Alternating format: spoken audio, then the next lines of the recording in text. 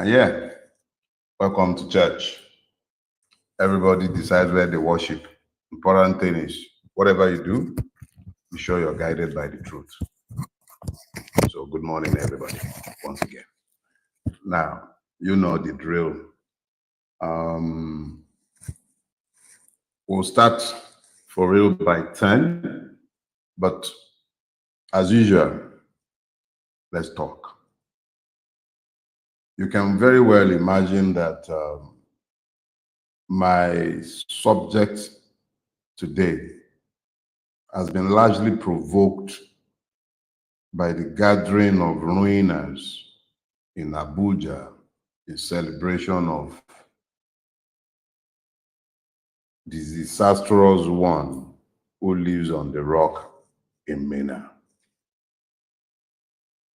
So even though I would have preferred to wait until 10 o'clock before launching into anything related to that odious fellow, you're just going to have to tolerate what I'm going to do now. So here is the thing, right? Papa Adebanjo died at 96. And there was, I grew up with my grandparents, and I pride myself on being quite vast in Yoruba proverbs. But I learned one from Baba Adebanjo, talking to him. He has this proverb. He says, "Àìtódò tọ̀sí là ń pé kólúwẹ̀rí kó dọwọ́ bojú ipa fẹ́ tọ̀." It's a difficult one to interpret, no, to translate. So I think it is best if I interpreted it for you. But what it says really is that it is only cowardice that will stop a man from doing what he wants or he needs to do. Àìtódò tọ̀sí. Now, I can't help but, oh yeah, and he lived by his words. Some of you might be unaware, but Chief Adebanjo spent time in prison during the treasonable felony trials of the 60s. He was in prison in Ghana. And during the Nadeco days, there is one that is even in the public space when Abacha's goons were busy killing people up and down the place. Chief Adebanjo famously responded that all Abacha and his goons will ever hold him was merely a bullet, just one bullet. That was all he believed he was owed. Such was his readiness to die for his belief. In the midst of all of this, a general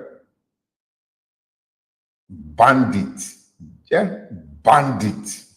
everything about him associated with one perversion or corruption, had only one task to perform so that he might perhaps find some redemption. And what did he do? Using cinnamon and apple cider vinegar the right way is the difference between those who manage to keep their blood sugar below 100. He annulled the election. And 32 years later, this man presumes to rewrite history by his tissues of lies, half-truths, urban legends, and what have you. A general, because he was afraid of Sani. A general.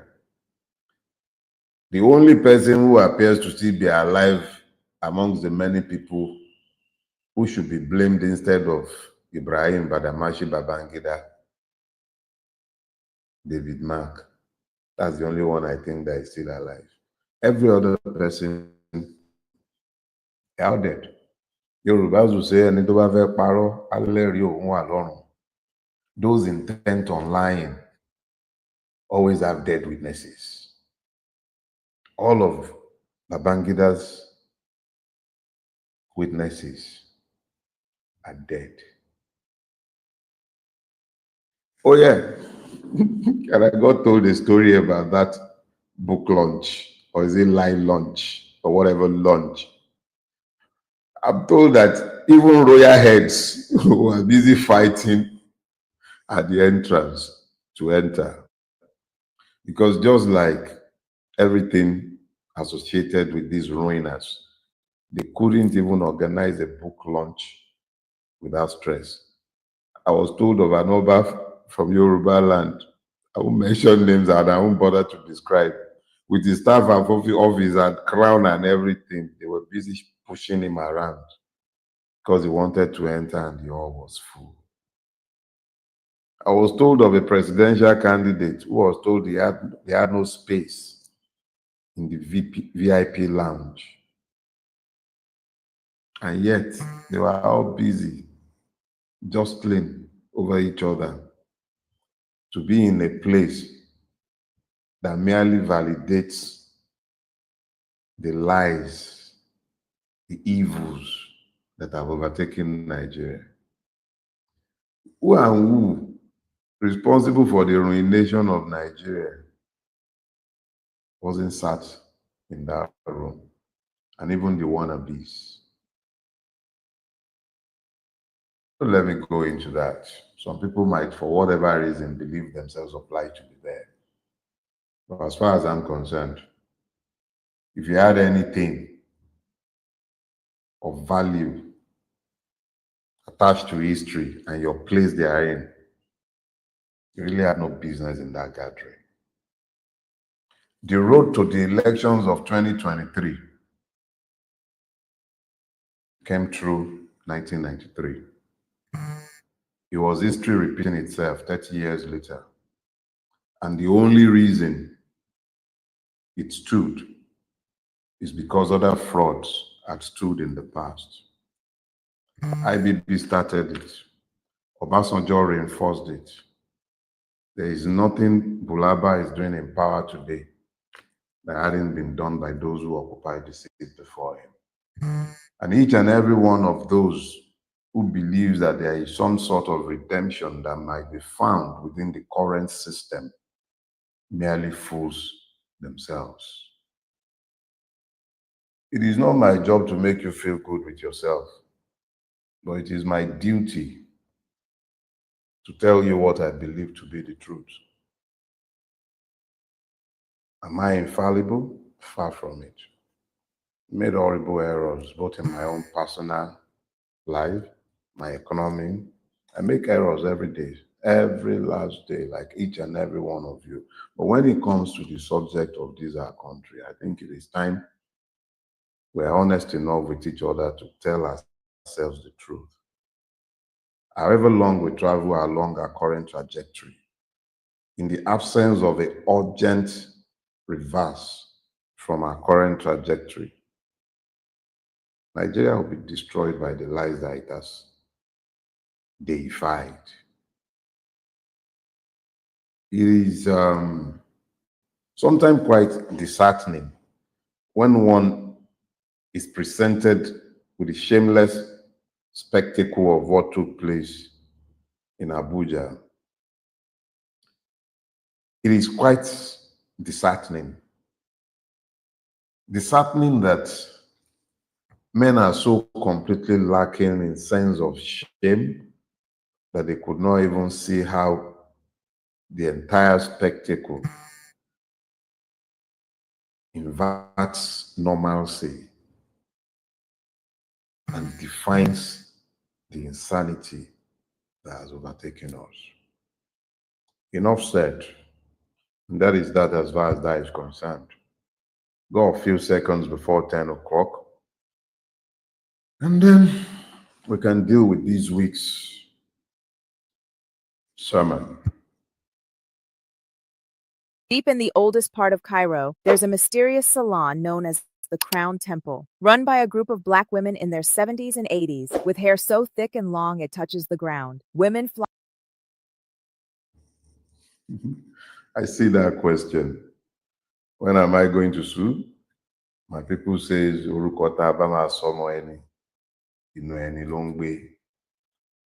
An action speaks louder than words.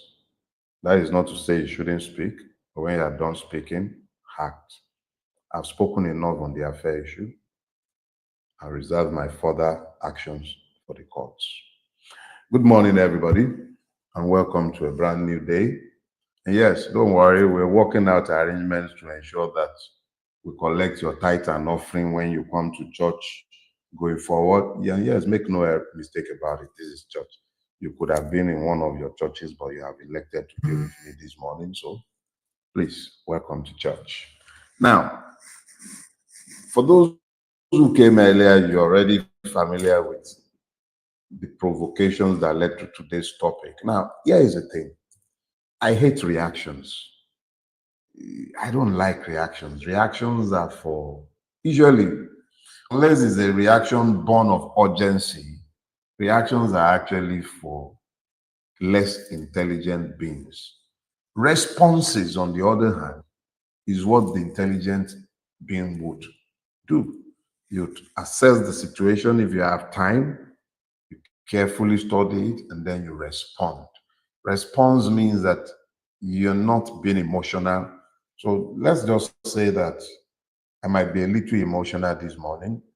I have tried my best, and I will try my best to keep this as unemotional as I possibly can. But when you consider the fact that I am necessarily talking about events that shaped my youth, or rather that defined my youth and has shaped my life and defined a lot of the choices that I have had to make in my life. My subject this morning is titled The Land Devoid of Memories. You heard that right. The land devoid of memories.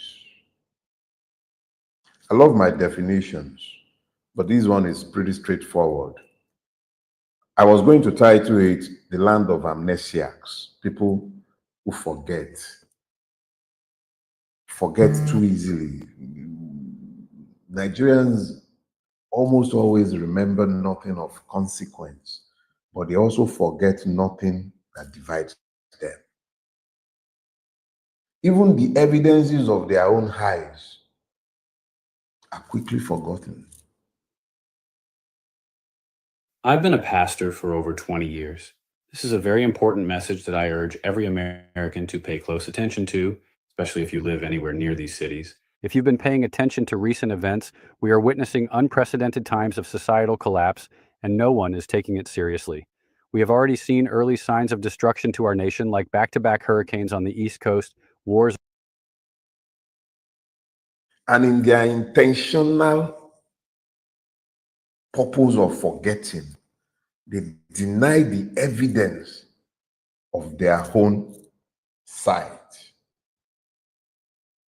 Yorubas have a proverb. They say, bí ọmọdé ò bá bátan, dandan ni kó bá àrọ́bá, àrọ́bá sì ni bàbá àtàn. I'll interpret for you. You say that even if the child does not have recorded history, ìtàn, he must have the oral history, àrọ́bá, something told by somebody who was there.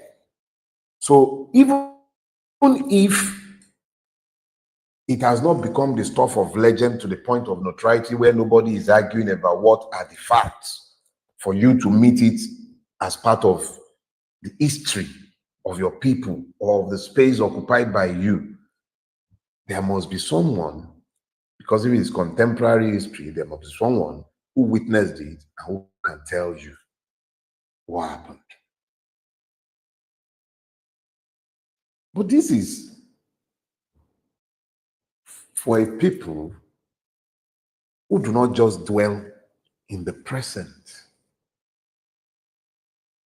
This is the memory, the capacity to remember is given to those who have retained the capacity to think, who have retained the capacity to discern. Those are the ones who have the capacity to remember, to memorialize, to retain their recollection of what had gone before. But when a people have been purposefully, deliberately rendered existential, as the Nigerian has been, what tends to happen is that they are focused on what are they going to eat, where are they going to live, how safe are they where they are living or existing. These basic considerations that we should be well above are the things that preoccupies the Nigerian. He gets up in his house if he's living in a place like Lagos and is employed at any distance from his home, whether self-employed or working for someone else. The average person living in Lagos does not sleep beyond 5 o'clock. Average, I said, I did not talk. Anyway, so he does not get back home again until about 11 in the evening. And those are the bulk of those who should be the critical mass of thinkers, memorializers, those who have kept memories that shapes their future. They're too occupied. Weaponized poverty, weaponized ignorance that constantly tells them what to think, who to blame.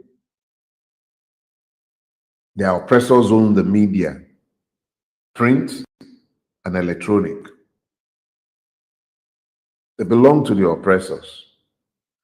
When the lion is the one that repeatedly tells the story of the hunt, he would always glorify the predator.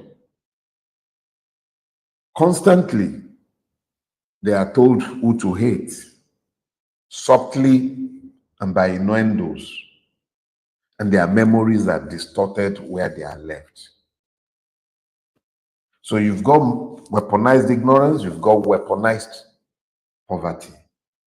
So how do such a people retain their capacity to remember? Where they have failed to make the people forget, they have either falsified history or sullied the memories of the heroes, labels of heroes past. What heroes, I pray? Can you really, in good conscience, point to a single Nigerian hero that had not been destroyed by the specter of religiosity, ethnicity, or some other slander or propaganda, so that those in the present who have ruined and are continuing to ruin the country do not have anyone by which they might be compared? Look, it is not by accident that for over 2 decades, history was removed from our curriculum. The curriculum is already useless enough as it is. It's graduating engineers that cannot build roads, and you see how to bring engineers from Lebanon, from Turkey, from China, everywhere but Nigeria, on almost all major projects in a country of over 200 million people. We are exporting. Look, don't let me be derailed. Critical point is this: deliberately, almost everybody capable of remembering have found themselves undermined by something or the other. They've either been forced into some form of exile or the other, or they've been bought and silenced. So nobody ever seems to remember anything again. Gabapentin is bringing you closer to amputation. These are 3 symptoms that are signaling that you could. They demand that we must forget. And you know, the thing about our memories, and it is critical that we never ever forget this. The thing about our memories is that they are also the guides to our future. Your memory of what transpired the other time would help you to remember what choices to avoid today. Look, let me share something with you. After the NSAS protest in 2020,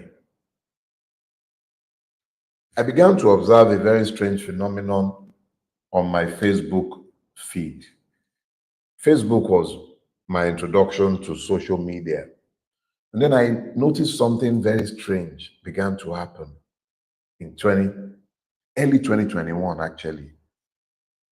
I couldn't access my Facebook memories. So I had my lawyers write a letter to Facebook for no reason whatsoever. Every other person could access their own, but I couldn't access my memory. Some people who posted stuff that I had posted years before were able to repost it, but I, the original person who made the post, just couldn't access my memories. I came into the public space around this time and I mentioned it. And then after a while, after like 2-3 years, it stopped. I could access my memories again. And it reminded me of something that had happened, a debate that had taken place between myself and my assistant. I had religiously demanded that my memories on Facebook be reposted on the anniversaries. And the reason is very simple. My reason is that I had found that as long as you have told the truth, memories are consistently repeating what had been said in the past, and he was still speaking to things that were happening in the present that would suggest that nothing had changed. And then I realized very quickly that the truth has prophetic properties, but those are truths found, and those are words that are found on truth. So I now began to realize that one of the reasons my Facebook memory was being attacked, and I say that deliberately, was an attack by Meta and the Nigerian government. If you have a 700 plus credit score, you qualify for Chase's new program where you could access up to 100. It was because my words were beginning to take on the gaps of prophecies. My memories, when repeated, began to seem like prophecies that were given years back, but they were no prophecies. They were simply the truth that I spoke about what I was looking at in the moment. And so, speaking the truth in the moment, building truthful memories guides a society to sanity. If we, as a society, instead of doing this, now becomes deliberate in our attempt at distortion of memories or deletion of memories so that people do not remember what had gone before, how do they guide themselves into the future? Sometime in this last week, a collection of men and women sat in Abuja, and a decrepit man, lacking in integrity, a man who blighted this country, was launching a book. He was launching a book where he essentially honed up to the crimes that he committed against the Nigerian people and the Nigerian state. A crime that culminated in the ruination of multiple lives, the death and burial of untold numbers in unmarked graves.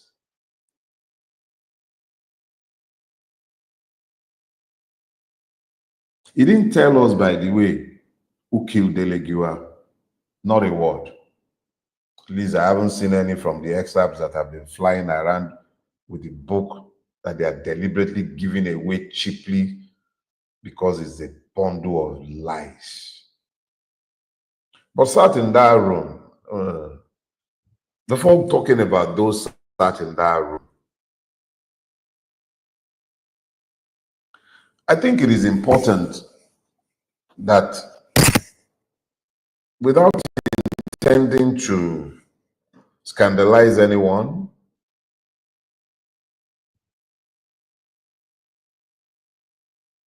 I must draw this parallel quickly. About 2-3 years ago, I ran into some video of members of the family of a dead politician, one of those who was actually murdered by the coupists in the first coup. And his children were celebrating, I think, a memorial in his honor. But here is where I was. At the point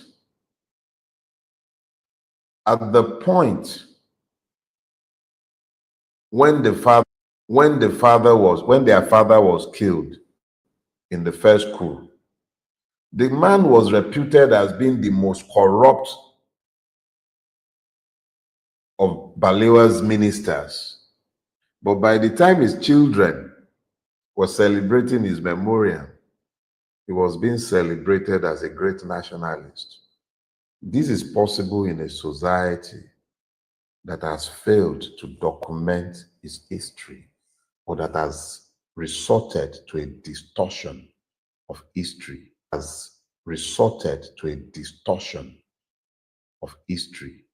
So those who should be examples of reprobates are being herified, even as the witnesses of that history have died out. So as a society, when you fail to document history, you concede the right to write whatever they care in their hagiographic exercises. So yeah, Babangida can sit down, probably pay some fat cat ghostwriter, tell his story of disservice to a people and to the memories of multiple persons whom he disrespected with his many lies, half-truths, and urban legends.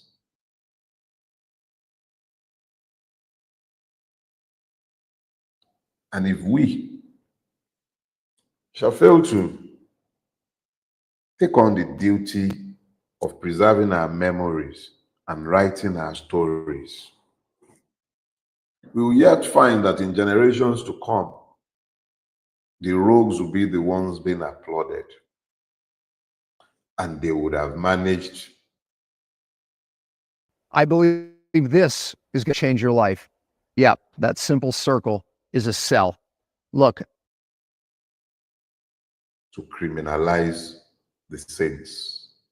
The real heroes would have been forgotten.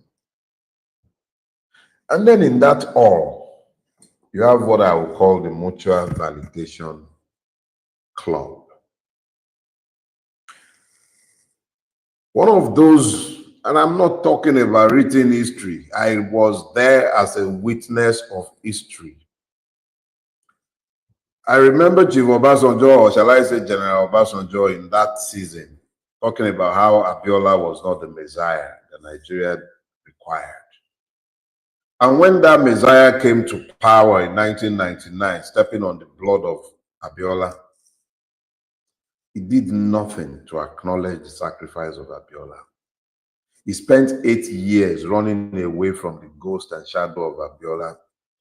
And in looking to erase Abiola's memory, It desecrated even the memories of all those who lost their lives in the struggle for the actualization of June 12. The many lies about Abiola began to fly around in those days to justify painting him out and refusing to acknowledge his sacrifice. Oh, the Mutual Validation Club was right there. Obasanjo was in attendance.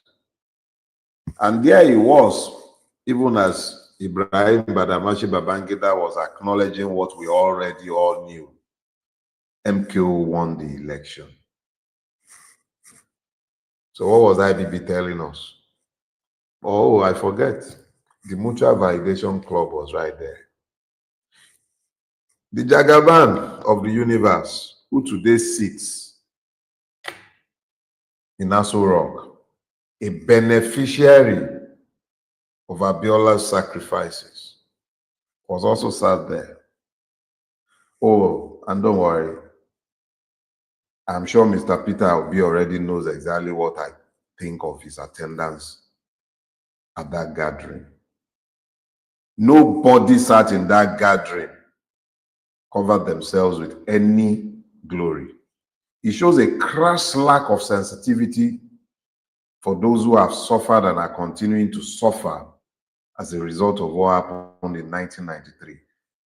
IBB will be forever defined by the evil it did on that day, or rather to that day.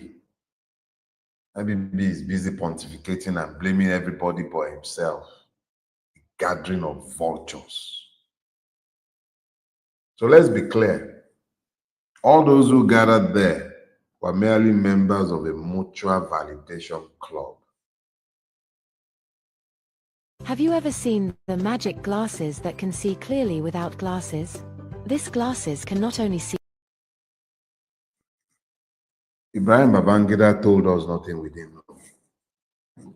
All he did was what he has always done. Play one end against the other. With one mouth, he was talking about how it wasn't an Igbo coup. With the same mouth, he was talking about how Awolowo is not a lover of the Igbo people. What does it matter now? Which one is which? After how many dead? What does it matter?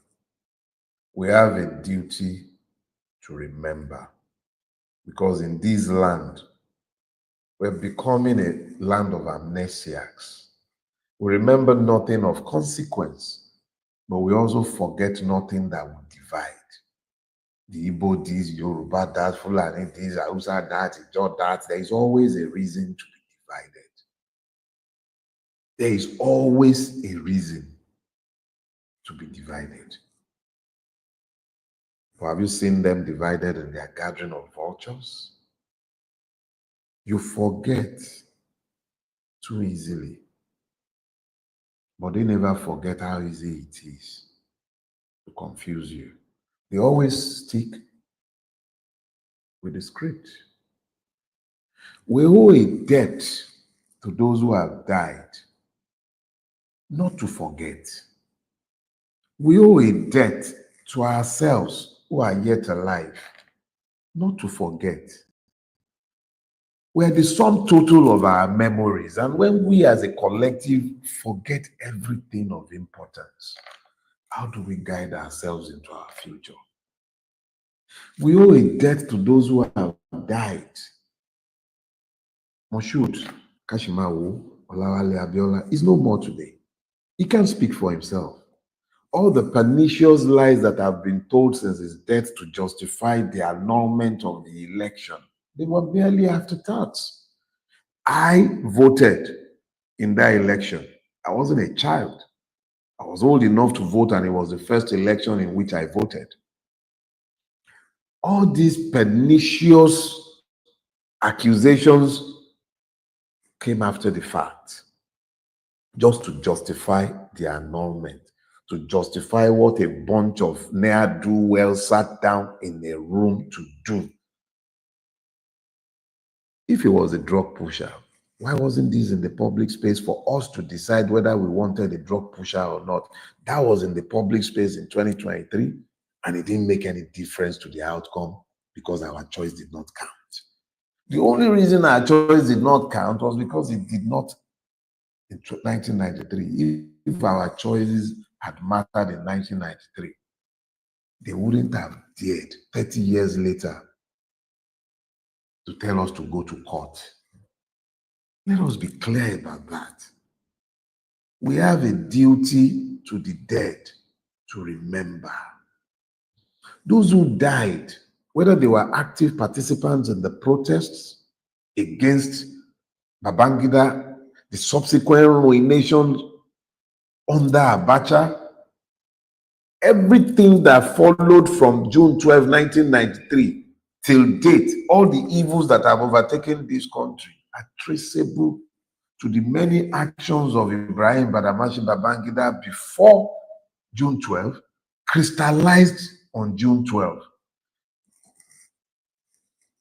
The ultimate expression of citizenship is the right to choose who leads you. That is the ultimate expression of citizenship. In the absence of the right to choose your leaders, you are not citizens, you are subjects. I expressed my right as a citizen to vote on the 12th of June, 1993. That right was taken away from me by a group of thieves led by Ibrahim Badamasi Babangida, ably explained away by General Obasanjo, originally resisted by the likes of Bulaba, who are today beneficiaries of that evil, but have all forgotten and are today more repressive than what we all fought at that time. Please, you have a duty to remember. We cannot be the land devoid of memories because your memories guide your future. In the absence of memories of where you have been, how do you remember where you are going? Yorùbá will say, "Tọ́mọdé bá ṣubú, àwòwájú, tágbàlagbà bá ṣubú, ẹ̀yìn ló ń wò." If the youth stumbles, he looks forward. When the elder stumbles, he looks back. The only reason he's looking back is because he wants to know exactly what is it that he just tripped over, given the fact that he's been around the block many times. He should know better. His memory guides him to demand to know why. What is guiding us to demand to know why? Do you really believe that 2023 would have happened if 1993 had not happened? When are you going to make these critical connects? IBB can never repay the debt he owes. Only God will demand recompense of him, because obviously those who have come after him have been even more worse than him. So make no mistake about it. IBB told no truths that were hitherto unknown. And he admitted to the most controversial of all, only in an effort to subjectify every one of the many lies by which he has defined his life. This is the quickest way to hit a second puberty. The dude has washboard abs. So move on. If you're looking for truth, stop doubting your own memories. Look for truthful accounts of history. Look for those who will tell you the truth. Do not be the land devoid of memories. But be careful where you read your history. Ibrahim Badamasi Babangida is not a witness of truth, and his place in the gallery of rogues is all but assured. And he said, I'm going to see you all next week. And when you're coming to church next week, come with your tithes and your offering. And before I go, it is critical for all of us to remember this. In the absence of electoral reform, and I mean meaningful electoral reform, one that allows for independent candidacy, one. Two, that demands transmission of results from Beavers to IREV, not at the discretion of INEC, but compulsory transmission. Diaspora voting. Those are the three legs of electoral reform that might make 2027 meaningful. In the absence of that, don't waste your time. Don't waste your time. Even with that, you still have to be vigilant. But in the absence of that, don't waste your time. You see the politicians moving from one party to the other. The political transfer season has commenced. But the only commodity in that market is you. Whilst they are busy uniting themselves, finding mega platform, forming party and alliances, you see the short devil of Kaduna trapezing up and down the place. You see, I'm sure you've seen Brother Atiku going on his pilgrimage to Aremu, Kwakwanso going up and down the place. All politicians doing their things.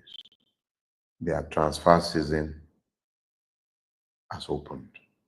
You, the commodities, find yourselves before it's too late.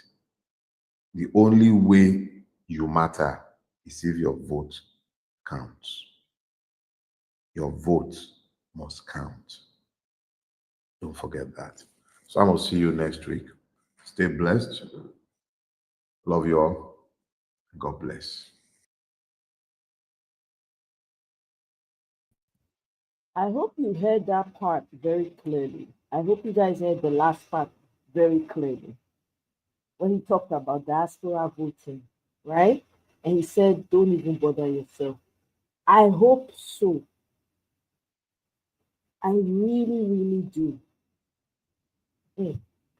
I have another video that I want to play, but I want, for the sake of those that are just coming in, I want to replay this part again because it's very, very crucial. Two, that demands transmission of results. Sorry, guys. Coming to church next week, come with your tithes and your offering. And before I go, it is critical for all of us to remember this. In the absence of electoral reform, and I mean meaningful electoral reform, one that allows for independent candidacy, one.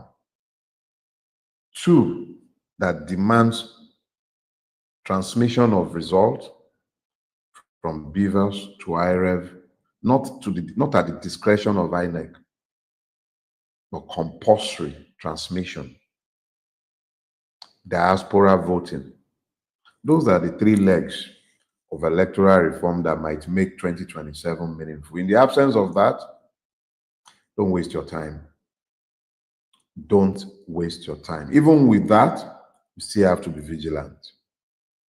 But in the absence of that, don't waste your time. You see the politicians moving from one party to the other. The political transfer season has commenced. But the only commodity in that market is you. Whilst they are busy uniting themselves, finding mega platform, forming party and alliances, you see the short devil of Kaduna trapezing up and down the place. You see, I'm sure you've seen Brother Atiku going on his pilgrimage to Aremu, Kwakwanso going up and down the place. All politicians doing their things. Their transfer season has opened. You, the commodities, find yourselves before it's too late. The only way you matter is if your vote counts. Your vote must count. Don't forget that. So I will see you next week. Stay blessed. Love you all. God bless.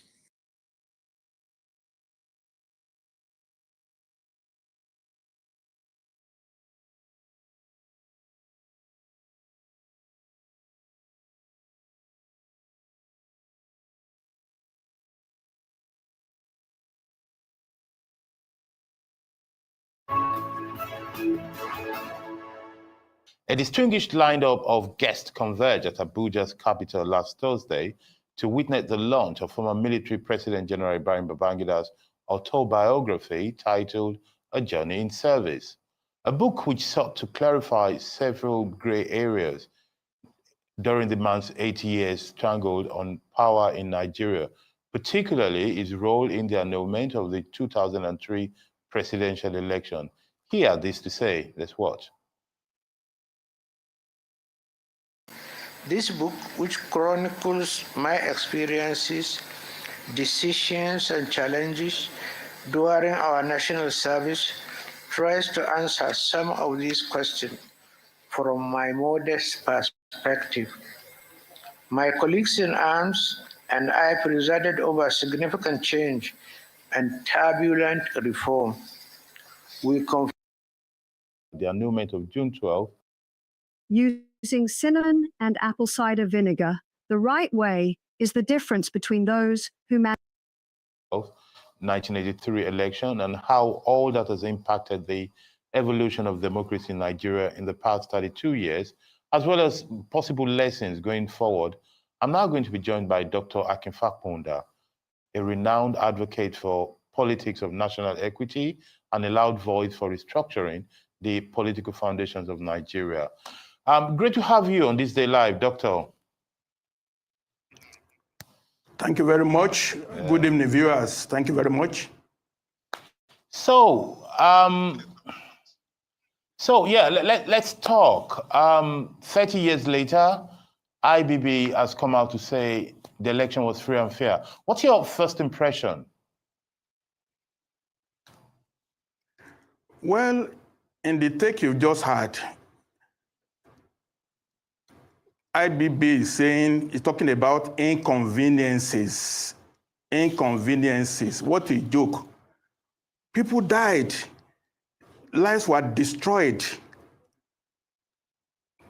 You cannot recover what we have lost as a nation.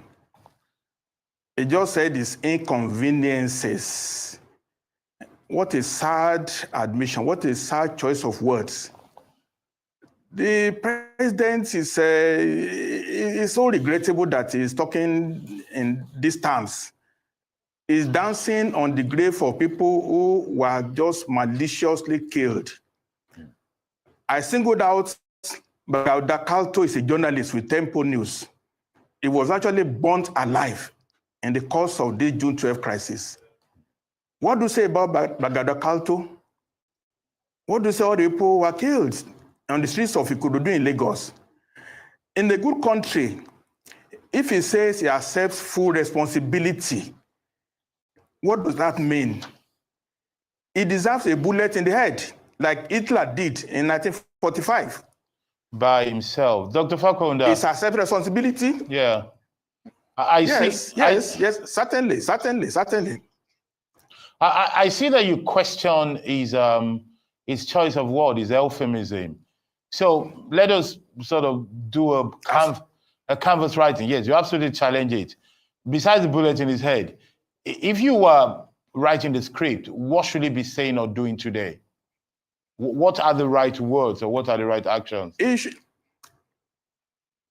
has no right to even talk to Nigerians at all. He has no right to show his face.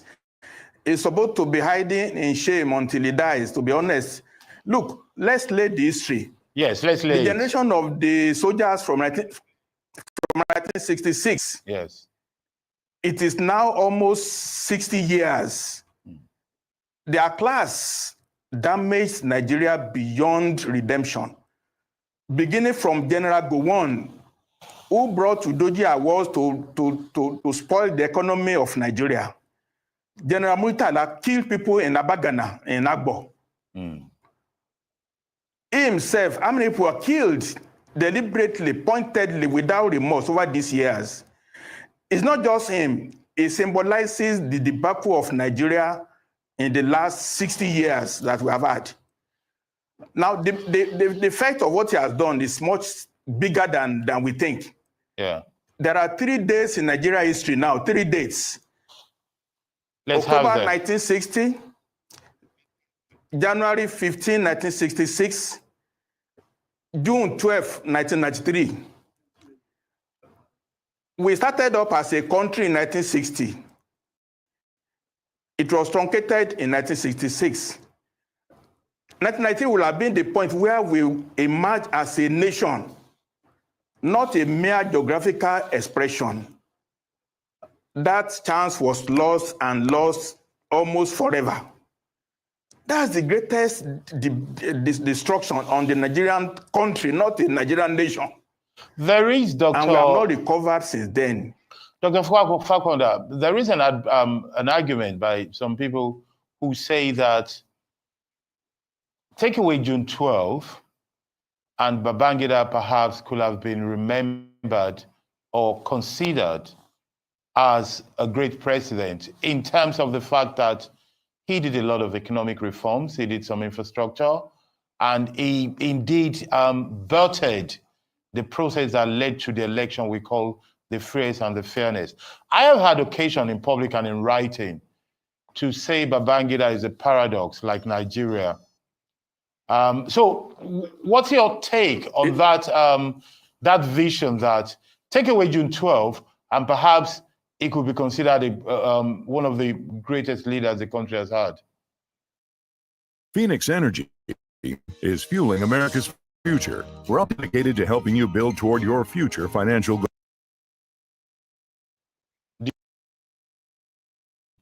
Babangida, yes, he was instrumental in, yes, 419 economy. They are the reason, Babangida is the main reason why 419 was now became the forefront in Nigeria. All the thieves, the big thieves that we hear about, it was through Buhari that they came to bear. So I don't understand. This Nigerian journalist, there's something else. Lord have mercy. I don't know why he had to say that, whether it is for, anyway, they have people that, is sponsoring, that are sponsoring this news behind the scenes, encouraging them to say stuff. Putting Babangida and leader in the same sentence is disturbing to my own ears. Do you know how many lives Babangida took? What is wrong with these journalists that we have? Let Mr. Fakponda say what he wants to say, Nitori Olorun. This is the moment of truth. Let everything be laid bare. Everything that was done in the dark is coming out. For a long time, they were shouting, Iboku, Iboku. Everything now has been exposed.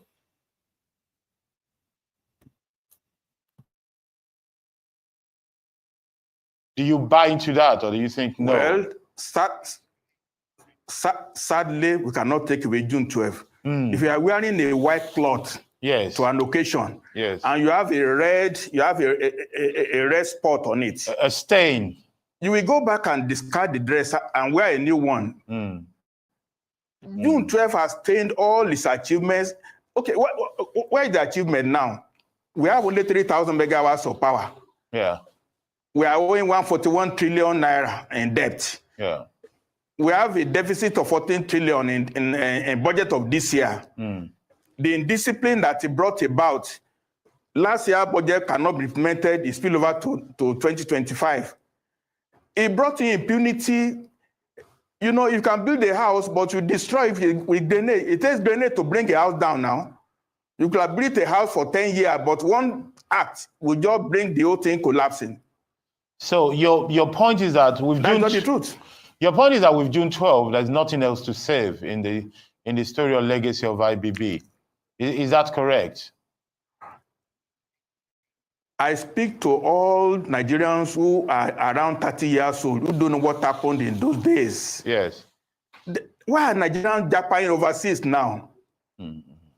The country has become ungovernable. Even in his state, Niger State, 1/4 of it is occupied by bandits. Is that a country? He laid the foundation for what we are doing now today. Exactly. Babangida laid the foundation. Niger, his state, Niger State. Half of that state has been taken over by bandits. If you see, say, anything when you they do as human being, you just say you they do other people, you don't know say now yourself you they do. This man crawl out from a hole on his own. You want write book, you want to rewrite history, you want to whitewash his image. Meanwhile, the lives of those that he took, their families are still alive today. They are still, some of them are still not recovered from the damage that this IBB has done, followed by Abacha's poverty that was now imposed on the people. People started using sawdust. Now we use sawdust to cook because of Babangida. Babangida wrecked Nigeria. They are now coming to prop him.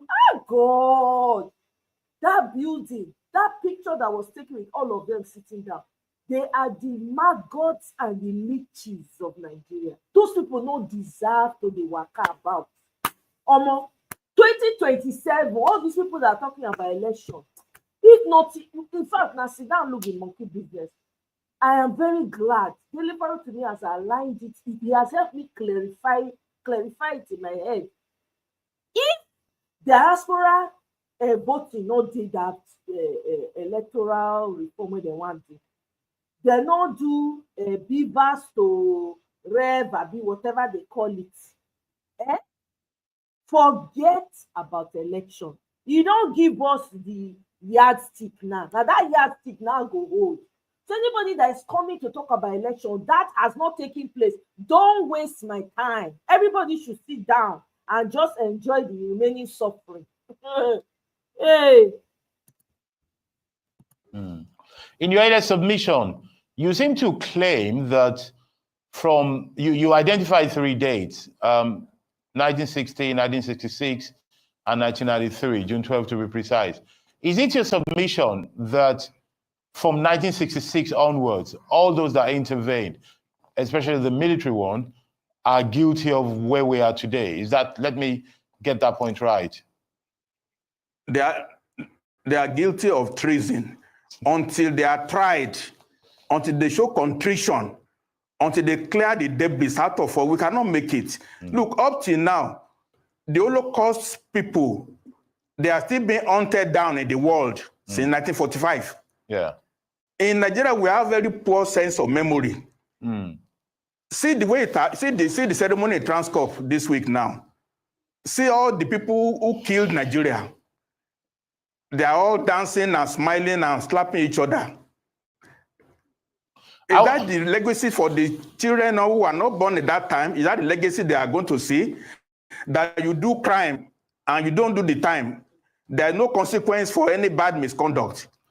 I was going to go. That's the major takeaway from this mission. I was going to go to that, Dr. Falconda. So here's the point here.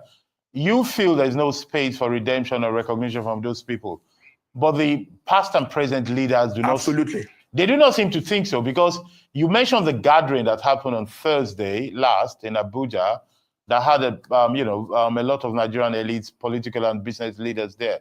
Even before then, it is common practice in Nigeria for most of those running for president to do what I call the pilgrimage to Mina.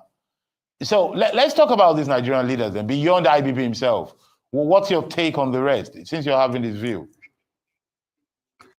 Deep in the oldest part of Cairo, there's a mysterious lawn known as the Crown Temple, run by a group of Black women. All of them, They are product of massive looting of Nigerian wealth. Everything, Nigeria state have been privatized, both in asset-wise and in liquid cash.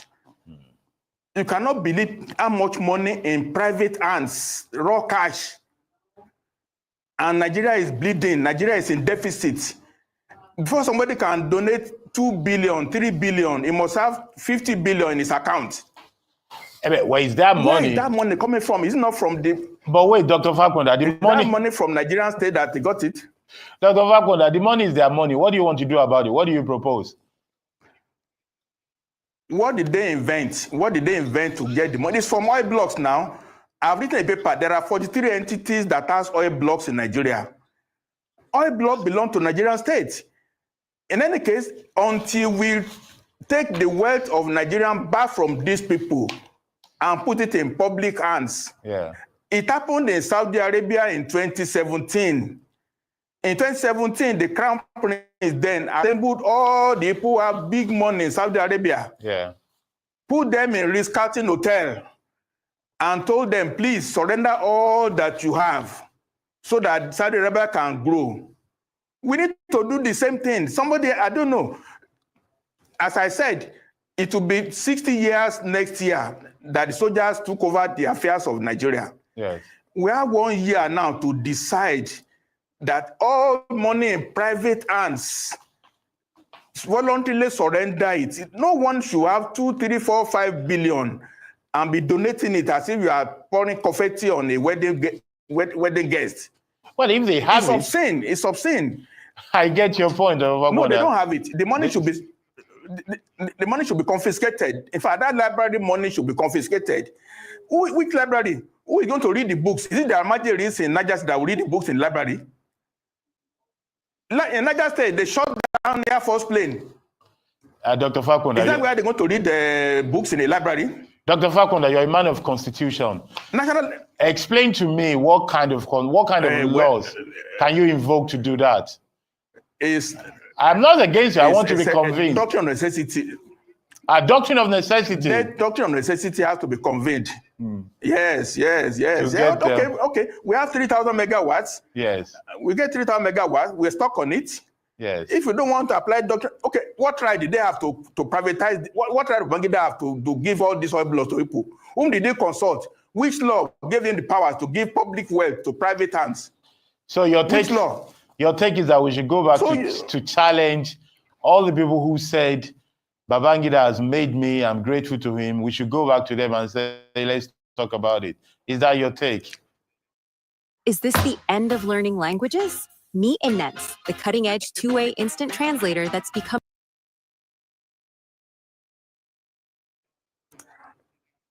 Look, the atmosphere of wealth without work will not get Nigeria out of where we are. There must be work with wealth. If you are not working and you are wealthy, something is wrong. Something is wrong. That's not the truth. I will not sugarcoat it at all. I mean, somebody like me, I work in public service for 26 years. I've been retired now for 25 years. Can I donate 100 million to anybody? Can I buy form to run for Senate in my state? The next election now, it's all the money privatized that are going to be used to buy forms. I get your point. Would that be right?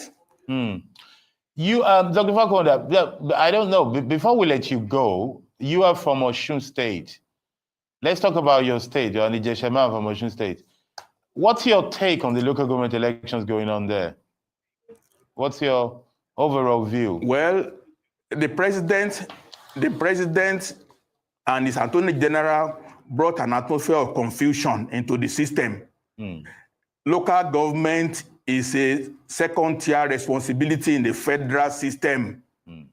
Federal system does not allow federal government to go over the states to go and dictate anything to local government. It's an overreach for Attorney General to be quoting law in Abuja to control local governments. Once you have that aberration, once you have that impunity, you've thrown pebble into the lake and you must cause ripples. It's no longer decent. We are not running a decent polity at all. We are running a government of anything goes. Anything goes. The governor chose to be mighty. He conducted local government elections and he sworn in the people on Sunday, not even on a working day, on a Sunday. So there's impunity all across the board. We must change this system and go back to pre-1966. The president cannot sit there and think that he's going to win election 2027 and rule. Well, I'm going to... His time is now. If he doesn't do anything now, we are not going to have peace in this country. We must come to two-tier federalism. We must come to regionalization. Each region should take care of its own affairs, create as many local government as it wants. It's not business of Abuja or Attorney General Fagbemi to be talking about law, High Court judgment, Supreme Court judgment. What does it need to do about local government in the federal system?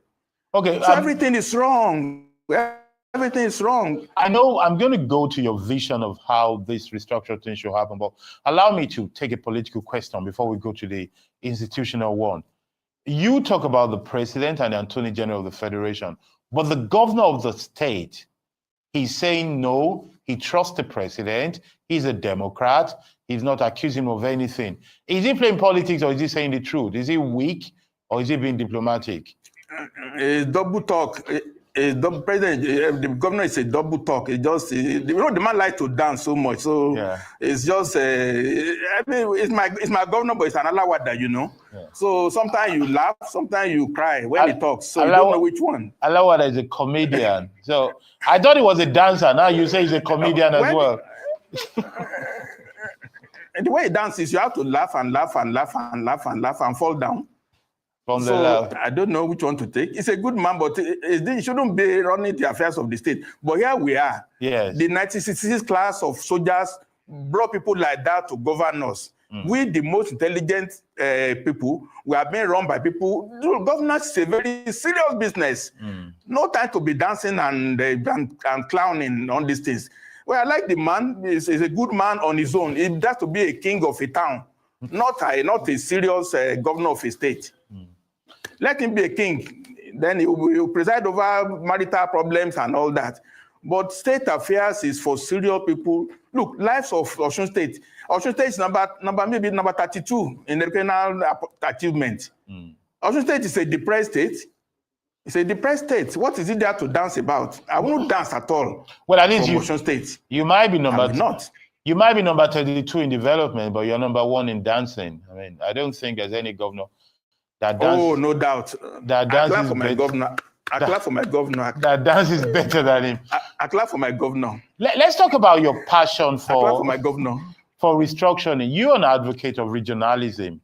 In your mind, how do we place the local government reforms that we have today and the one you'd like to have in the structure of Nigeria as it stands? How you doing? I'm coming to you with a hot, juicy, sensual message on behalf of...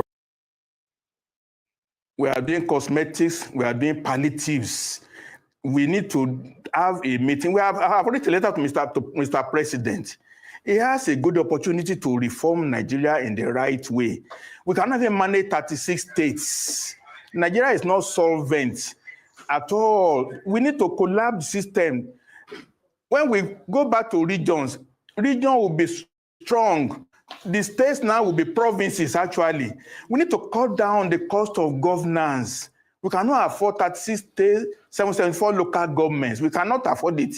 Okay, but so, wait, again, Doctor. Doctrine of necessity. Yes. No, go ahead. Doctrine of necessity. Let me hear this, your doctrine of necessity, please. Again, maybe the president announced that he's going to run some youth confab in March. We have not had anything about it again. The same we have not heard about Orasaye report action again. They don't announce things, they don't do it. We don't know what the government, President Tinubu is up to. But you need to convene a special session of ethnic nationalists of Nigeria. He's the only one who can do it. There's no government who can do it unless you are preaching for a military coup. It's the authority of Nigeria today. We have to appeal to him. We have to tell him, look, the best to do is to have a clean conference. 1 week is enough. The document on new structure of Nigeria is available. It's not like a 3 months confab. No. It's to approve. If I have a draft, I personally have a draft, and my body, Eminent Elders Forum, have a draft. Afenifere has a draft, is to authorize it to be discussed. And then a referendum is held. This is a new structure for Nigeria, 8 regions, and then each region will go and write its own constitution within 3 to 6 months. In fact, Western region constitution is ready too. It's ready too for referendum. Kogi and Kwara will be part of Western region. They will be asked, what do they want? The East will do the same. The South will do the same. It's not rocket science. And this thing can be done within 1 to 3 months.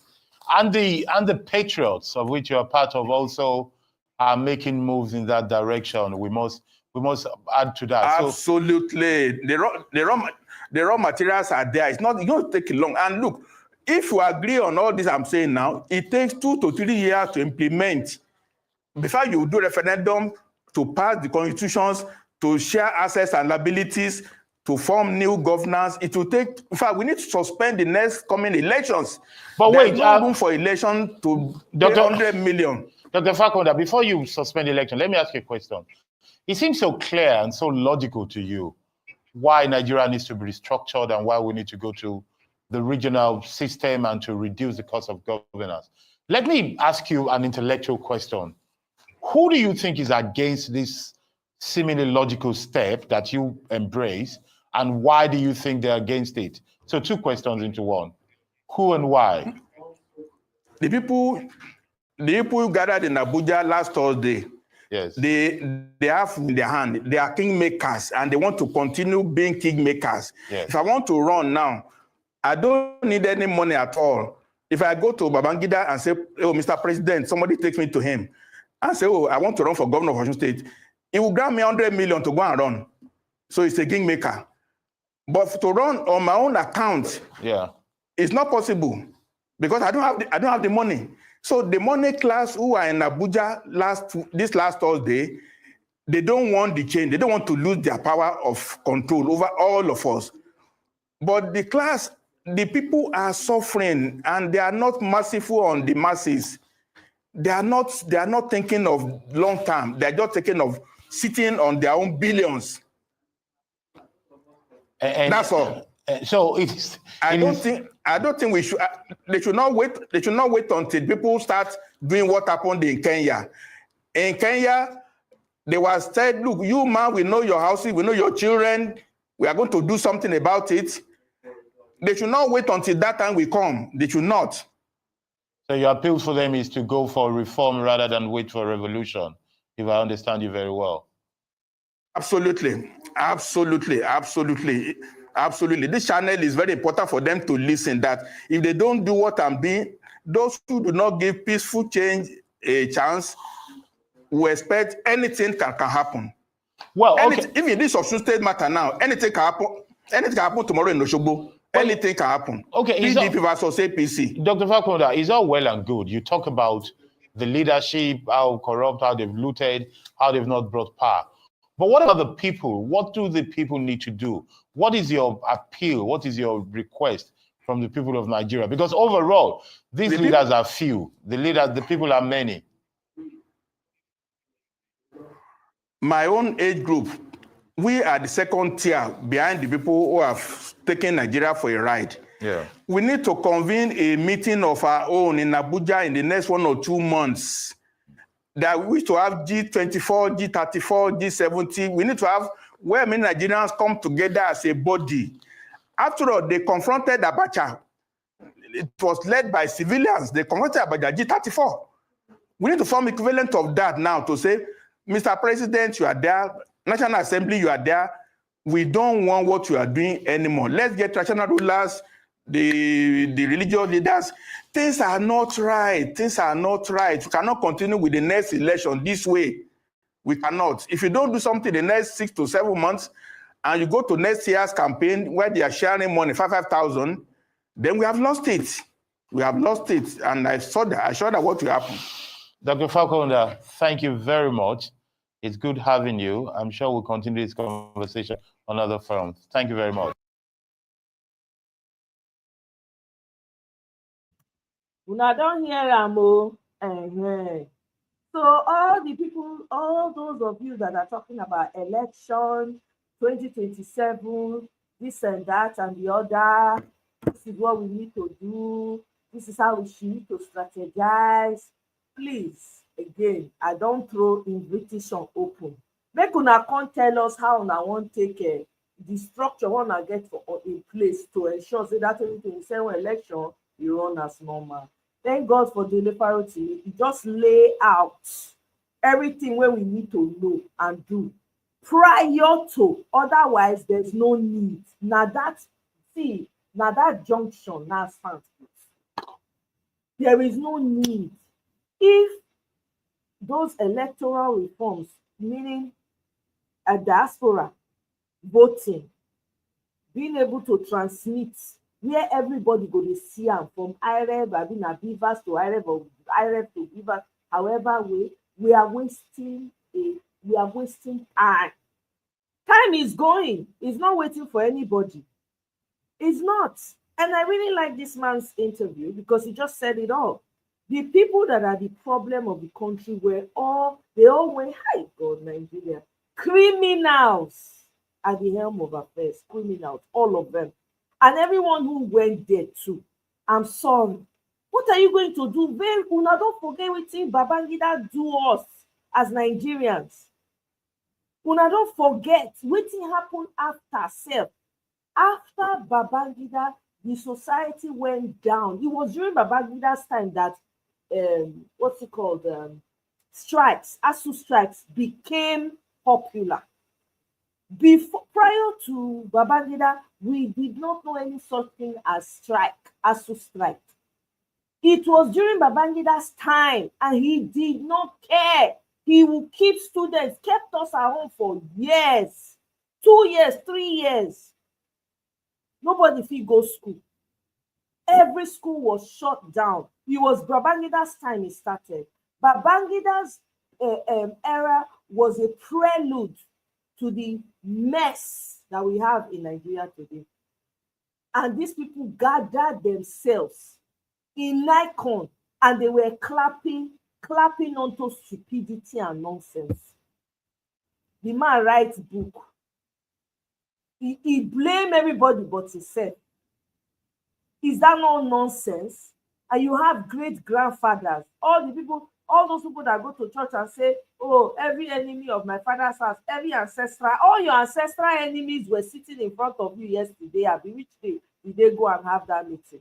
We are not fit do anything until those ancestors decide that, look, we are going to leave these people. You go nowhere. You go nowhere. We can't continue like this, because the country is not getting any easier. You see how Mr. Fakunda was talking. You can sense the emergency in his voice. If nothing is done, 2027 again, they'll now be looking for a way to bribe people. Look for 2,000, 5,000 people who don't know anything, who don't know themselves, who have very short memory. Somewhere hunger, not they feel let them remember again. They will collect that 2,000, collect 5,000, and go and sell themselves out. Mike, I see your comment. Yes, exactly. It was because of Babangida that you decided to go into farming. And if it was not for farming, Michael, I don't know how we would have survived. It was farming that kept a lot of people out of hunger. I didn't grow up in the city, so I grew up in the village. So farming is it's a fun sport for us that grew up in the village. So we did not have all this. We were the ones sending food to people in the city. We're the ones sending food to people in the city so that they can eat. There was no shortage of food. But sawdust, after Babangida, sawdust, now we can't take the cook because there was nobody could buy kerosene anymore. Nobody could buy petrol, was scarce. Cars were grounded. Nobody was driving. These people, now they gather. Then after they talked about, when people were talking about Babangida's book on social media, Abacha's children came out. I mean, a grandchild or whatever. You will go down like eulogizing the dad. You will go down as one of the best. You meant well for Nigeria. I said, Dakpada. I responded to that message. I said, please don't say that again. Your grandfather is the reason why your grandfather was brutal. Are you kidding me? Somebody that was Babangida's right-hand man. One are not play. Oh. Nobody is coming to whitewash any history here. It ain't happening. Most of us suffered as a result of the decisions that these people made. When the Japa start, people were not traveling out of Nigeria before like that. When did this whole Japa thing become popular? People want to use your position to be white. Take it back. Little Finger from Kaduna came out and was saying, oh, that nobody talks about Atiku was behind a lot of economic reforms. I say, hey, you people should return it. You people are coming out, crawling out from your hole to come and whitewash history and paint bandits as it lie. It's not going to happen. Atiku was part of the problem. If Atiku had done what he was supposed to do, we would not have a Tinubu. We would not have to deal with a Tinubu. Are you people okay? People are busy. Man, we have to be careful in Nigeria. They are actively trying to whitewash the history. And the man wrote a book and had the audacity to put a price of 50,000 naira on top of the book. And people are buying. And then there are sugar babies that they dashed money, gave oil rigs to, intentionally put as one of the, beef them up through siphoning of money from the people. That one now came and said, we're giving 2 billion. How can a one citizen be talking about giving 2 billion every year till a library? Make it make sense. Please make it make sense. A citizen of a country where there's so much poverty, you have 2 billion. Nigeria is a crime scene. Oh. A crime scene. Wallahi, I can't even pretend to Igbo. It's a crime scene. I have one more video to go. I will say my own piece, and we move on. We move along. We call it a day. I want to buy your house.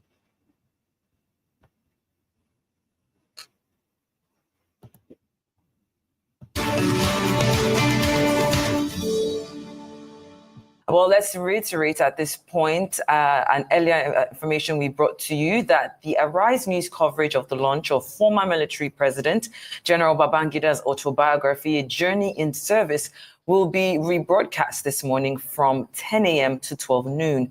Do make sure to stay tuned for that. Back to the moment, it's time to get our next guest on board, and he is Chris Nwakobia, lawyer, public affairs analyst, and convener of the Country First Movement. He's joining us to share his thoughts on General Babangida's submissions on MKO Abiola June 12 annulment and a number of other issues, begging for answers in that autobiography. It's great to have you on the morning show. We don't have much time, so let's get straight into it. In his autobiography, Babangida suggests that his best friend at the time, General Sani Abacha, played a significant role in the decision to annul the elections, portraying himself as a leader whose hands were tied by military and security pressures. Well, many Nigerians are asking why now? Why after all these years has he decided to make these admissions? Some believe it's a sincere attempt at setting the record straight, while others see it as an effort to reshape his legacy and seek some form of public absolution before history is finalized. What do you think his real motivation is? And does this revelation serve as any practical purpose in resolving Nigerians' governance issues today? Shay, it's my pleasure to be on. Good morning. Steve, it's my pleasure to be on with you. OG, good morning. Let me say very importantly that Thursday, the 20th of February 2025 was an effort, an attempt in rewriting history. We obviously know the truth. We know what happened in 1993. We are aware of the hundreds of thousands of our young people who were mowed down by Abacha's guns and goons. We are very definitely necessarily not desirous of IBB's validation as to who truly won the June 12 election. We knew. everybody knows.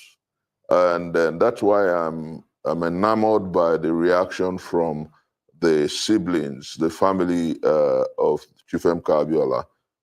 It was evident that Chief M.K. Abiola won that election, and Muhammad Buhari had recognized him as a former president, and June 12th celebrated as Democracy Day. What is important to me and for posterity is the fact that we must put the figures straight. We must put issues in proper perspective. And I do not understand, like your question did clearly note, after 32 years, why that messy memoir? I do not understand why the attempt to rewrite history. We're aware that General IBB was, as it were, he rose to the highest rank of his career. And as a general, you should commit yourself first to the defense of nation. And if in that memoir and what he read out on Thursday, the February 20th, he admitted that he was scared for his life. He didn't want to die for truth, for right, and for justice. Then there's a big question.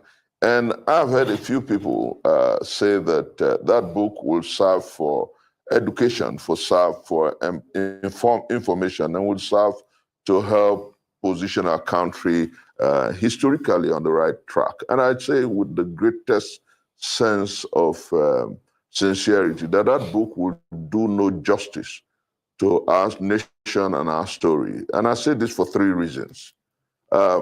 If General Ibrahim Badamasi Babangida had called that meeting to atone for June 12th, to create an endowment for the victims of June 12th, to create an endowment fund for those who lost lives and limbs on account of his action and inaction due to June 12th. If he had come out to truly apologize and say, oh, so and so amount of monies are being positioned for those who lost lives and limbs on June 12th, and for my mistake and the way I wrongly handled history, it would have been profoundly right. But to admit as a general that you were lacking in courage and scruples, to admit that you could not put country first, bothers me, Sheita, and bothers everyone who was reaching about it. You see, there's something about generation the generation that was before 1970, you know, the generation before the war. I think they are too quick to overlooking the issues that affect our country. And there's something different about generations 1970 and I say this advisedly, perhaps because I'm a mystic. I say this with all sense of respect. Those who came immediately after independence have this sense of anything can be forgiven, anything can be allowed. But, you know, maybe because we were conceived through the throes and pains of the war. Maybe because our parents went through harrowing injustices and harrowing circumstances, and we want to interrogate how we lay fundamental praxis and parameters, if you like, for our nation. You don't wake up one day and come to present a book to Nigerians, and who dare say that we did not know that the 1966 15th January coup was not an Igbo coup? We all knew that people machinate, that people use those sentiments to divide us, our fault lines, is unfortunate. But we all knew that Nzogwu, Ifajuna and Co., Ademoyegu and several others were seemingly proactive. They talked about 10%ers and they talked about wanting to right the wrongs. That the coup failed and so many people preyed on our emotions and sentiments and branded it an Igbo coup when waiting for Babangida to tell us it was not an Igbo coup. We knew. People mischievously appropriated it to the Igbo brothers because they wanted to subjugate and marginalize the Igbos. We weren't waiting for IBB's book to know that. What IBB should have done was simply say to Nigerians, I am deeply sorry about what happened on June 12th. say to the Abiola family, I'm deeply sorry about what happened on June 12th. And let me say, interestingly, this morning, I'm talking with my brother there, my big brother Steve is there. And Steve understands what I'm saying because he knows we have a common friend. And I'm saying this without equivocation. Coincidentally, that day, I had just sent money to the family of Richard Ogunderu for his medications. Richard Ogunderu was a young man who led the plane hijack in 1994, calling for the revalidation of June 12th, for the de-annulment of June 12th. So many of the young people who fought for June 12th are yet to get back to their feet. All right. And somebody comes to say, oh, I take responsibility. How do you take responsibility? All right. That, coincidentally, maybe an act of history. On Thursday, he couldn't keep his medical appointment because perhaps his dad received the money I sent late. And so that medication, he's going to go back to the hospital on the 26th. There's so many families across Nigeria who are victims of June 12th. There's the also Abiola, people who ran away from Lagos because of June 12th. You don't wake up to just, and then for those who think that a military president can wake up and endow a presidential library, I think is wrong for our historicity. A presidential library is about rule of law. It's about those elected by the people to govern them. IBB was never elected by Nigerians to govern them. So he lacks the moral nexus. He lacks the legal parameter to endow or create a library. It is, we must call a spade by its name. All right, Professor. I'm passionate about what I'm doing here today. Professor Nwakobia, because of time, I'd like to just, revisit the questions. I have tears in my eyes as I talk this morning. All right. I mean, you and a lot of Nigerians feel the same pain at this moment.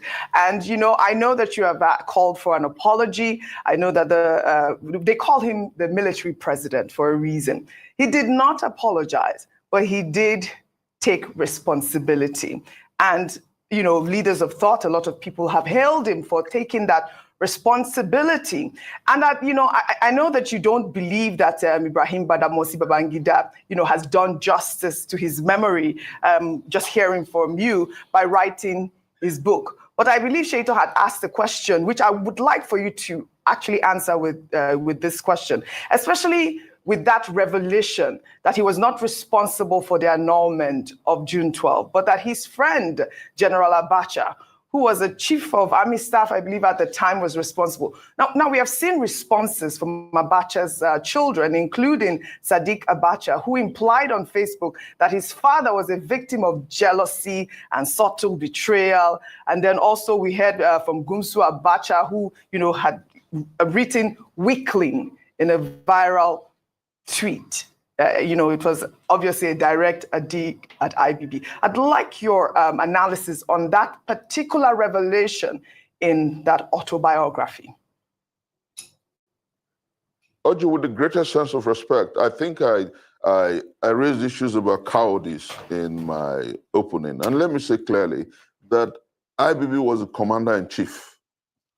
If he was uncomfortable with Abacha, he should have retired Abacha. To come after 32 years to blame Abacha for the annulment of June 12 is cowardice, absolutely.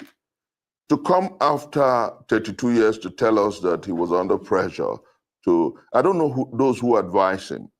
I don't know why they got him to this foxfire.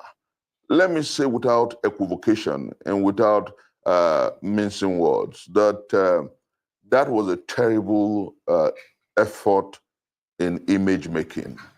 Those who got him to push responsibility to a dead man. Abacha is not here to explain what truly happened. And ask yourself, in that address where he told Nigerians that he had annulled June 12, he could have simply retired Abacha and nothing would have happened. So it was about his unwillingness to sacrifice himself for nation. It was his unwillingness to put country first. And there is nothing in that statement and in that book.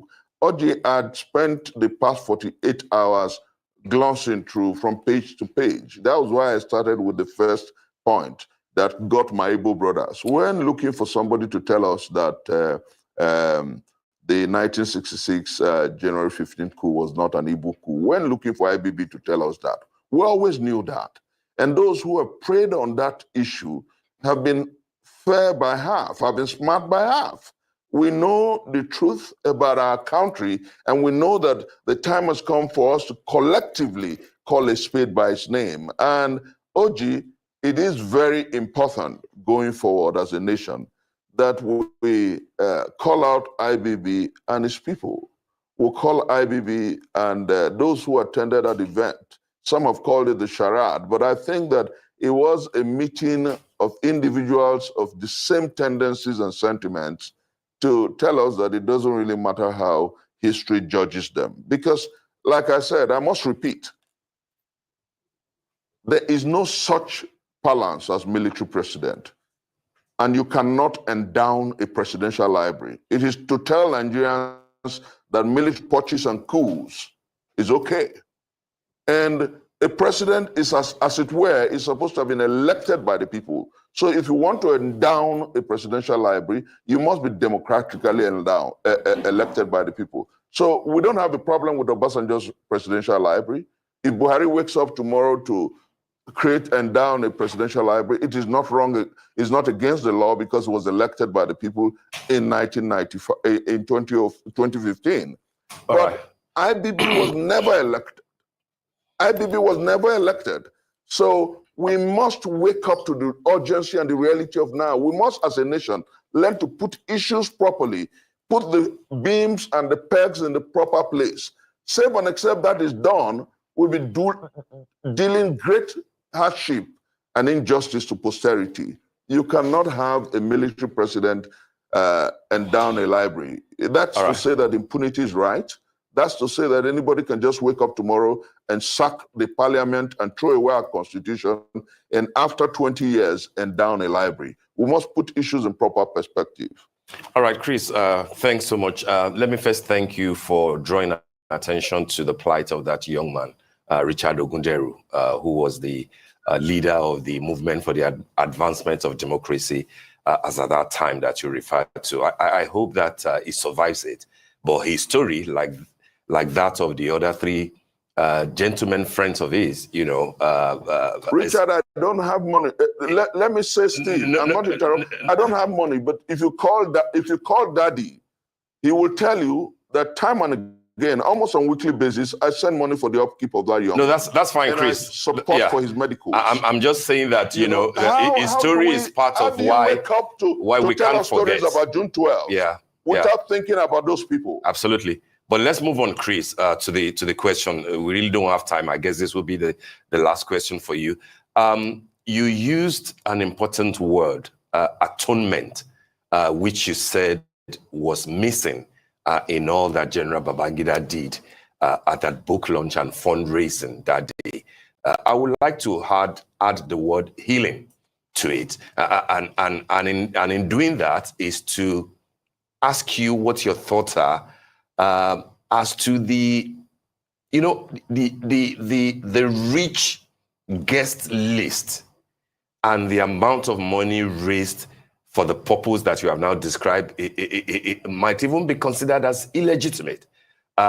So when you see an array of people who ought to be worried about the sort of submissions that will come from a book from a man like General Babangida, but turn the occasion to that of humor and sarcasm, including IBB getting a Yoruba man, a former vice president, and an in-law to the great Awolowo clan as the book reviewer.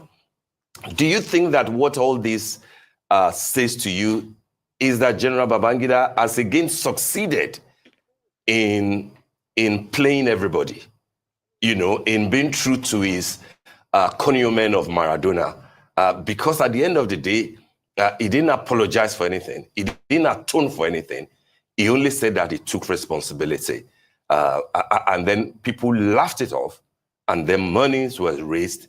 At the end of the day, will you say that that can bring any form of healing or atonement whatsoever?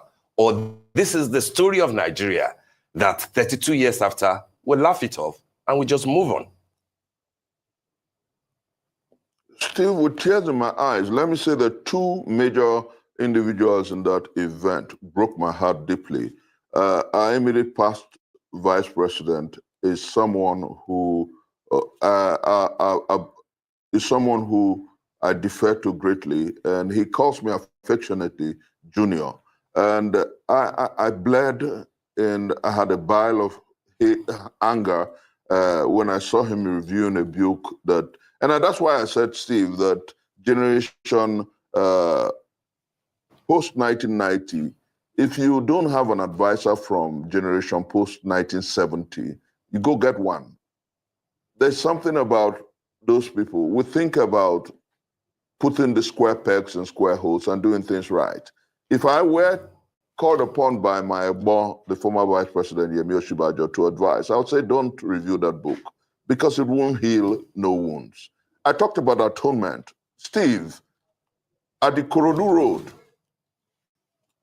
General Abacha's goons and guns mowed down over 100 people. Nobody has asked about their families. Those who came to Abuja to launch that book and gave IBB about 17 billion are grossly lacking in conscience and emotions. And I say this without equivocation, but we can fix our country. Our country will get better. The point is that we must, as a people, call a spade by its name. Let us not romanticize this situation. It's just, like you noted, jokes, sarcasm, and laughter. And then the second person whose presence there broke my heart, but I reread his speech, was President Olusegun Obasanjo, the man I call my dad. You know, he broke my heart, but looking at his speech, he raised fundamental issues, and he told IBB in clear terms that his book was going to raise a lot of questions, and it's raising a lot of questions. You see, I want to say clearly here that the journey to nationhood, my late father said something. I'm working on a book, The Sayings of My Dad. And he told me something. He said, to move a nation forward, you must create pillars of reference and monuments of deterrence. There is nothing in what happened on the 20th of February to show that IBB was truly remorseful, penitent, and was ready to atone. People can't come to Transcorp in Abuja to raise 17 billion for a man whose actions led to the death of hundreds of persons directly, thousands of persons indirectly, and a nation. The reason we still have flawed elections in our historicity was because nothing happened to the man who annulled the freest and the fairest election in our historicity. The reason we have court jesters and praise singers everywhere is because Nigerians salute anybody who can throw darts at them. But I know the difference between greed and satisfaction. I know the difference between greed and the ability to appreciate what life has thrown at you. Unfortunately, so many people do not understand that for us to fix this country and make Nigeria great again, we must draw proper lines, we must draw great margins, we must teach posterity the way to go. And I want to say clearly before my countrymen that an IBB library, presidential library, is an anathema, and it will not teach Nigerians the rule of law. It will not teach Nigerians the way to go. And I also want it on record that Abiola's family that have come out to say that they're not satisfied is only family. Their families have lost lives and limbs. And merely coming to say you take responsibility is not enough to satiate the pain that they're going through. And I have friends. I was involved in the protestation against the annulment of June 12th. As a young man, closing out my, I was just about 21, well detained, well harassed, well harangued. And somebody just wakes up in the twilight of his life, comes to tell us that, oh, I take responsibility. What are you taking responsibility for? For the deaths? For those who lost lives and limbs? No, I think Nigerians must learn to interrogate these people. Nigerians must learn to lay fundamental practice for justice and for what is right. And Nigerians must also learn to ask very deep questions. If we want to build a country that is predicated on justice, equity, and fairness, let us challenge our fathers and ask them to lead rightly and ask them to stop lying to us. We're not children anymore. All right, then. I think that the time has come for us to lay fundamental practice for a new nation. All right, then. Thank you so much. My people, welcome. Kenny, I see you. Nelly, I see you. Welcome. Nelly, that comment you just made, now structural adjustment program. Oh my God. That thing, mess up the entire. Now, sawdust, we can't say they cook for our house. Sawdust. No kerosene, no petrol. Cars were grounded. You couldn't go anywhere. Where you want to see petrol when you want to buy put for car? If to say not be farm, I said that farm, I save a lot of us when I grew up for small towns and villages. I grew up in a small town. You can even call it a village. If to say not be farm, like we were planting every single thing. The only thing we went to the market to buy on rare occasion was maybe vegetables that we did not grow. Like there's specific type of vegetables that, you have to go to the market to buy. And it was crazy. As we they harvest, now so we they share. The one my parents will carry go give their, people for cities when they live for cities like Ibadan, Lagos. They go package, send, go give them food yakpa for house. If to say not be farming, that's why I know they take farming play. I know they take farming because I know what farming can do. There's nothing like growing your own food, I tell you. If you get opportunity to get land, make sure you grow your food, not buy food outside. You know what's happening now? Even the so-called elites, them, that they go now farm that they do now. When I don't see Beckham, when I don't see this guy, Beckham, the former football British guy, he get house now for California. They get land. They grow chicken. He get poultry. They lay fresh eggs for them. They get farm. I'm telling you, people.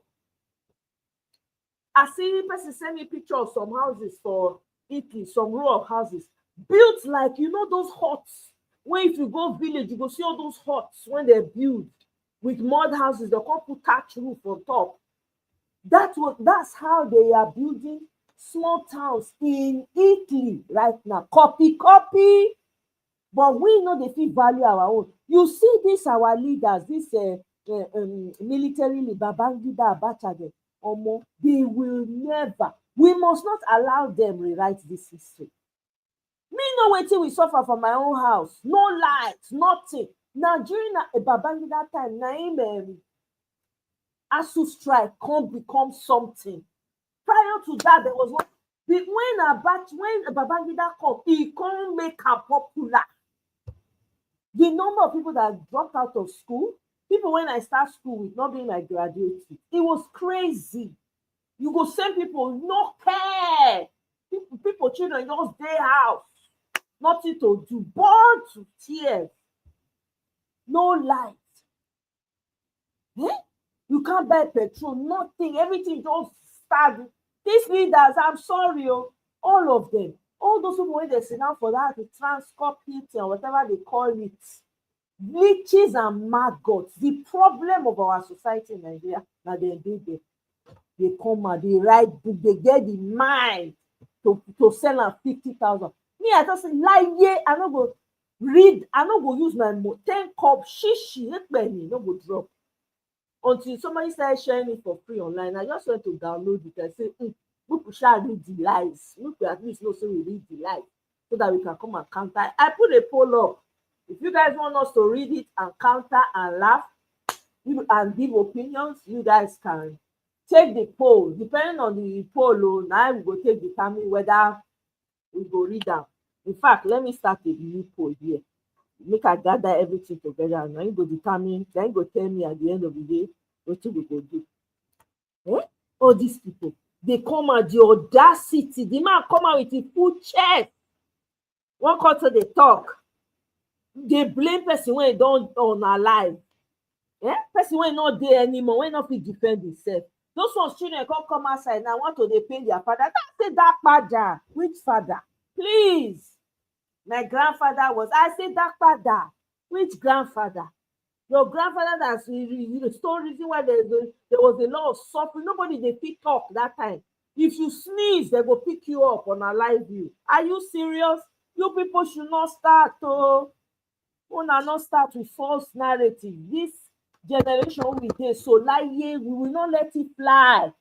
We are calling it all out. Every dark thing will be exposed. Every lie, when they take build down Nigeria, it must crumble. Hi, what a country. Yeah? Yeah, I got it already. Yeah, Kene, I got it. I'm gonna play the video now. I'm sure you're talking about Professor Oke's thing, right? Yeah, I'm sure that's what you're talking about. I pulled it up. Eh? Everything, Mikey, I see you. Welcome, my brother. Everything with Nigerians is cool. They were laughing and go ahead. Sorry. No, I just want to contribute my own quota. These people, better Ogun go buy them. I'm telling you. Wicked. Sure, you know, say all these not paying workers, na Babangida start them. Yes. My papa, you know something, my papa on our life, they not pay that man pension. They not pay that man. If to say not be the children when God bless my papa with, I don't know that man for just become I can't go say, you know, he sabi he dey self-sufficient. You know, as a Nigerian, typically you're self-sufficient. You be your own government. If to say not be we children, come they, you know, send them small pocket money when all of us start to come up for school. They work small work, go send them money. They send mama that one an entrepreneur right from time. So she not dey, you know, just make my papa hold something, we go send her money where mama dey sell market. I'm telling you, these people. Continue, my brother. Sorry.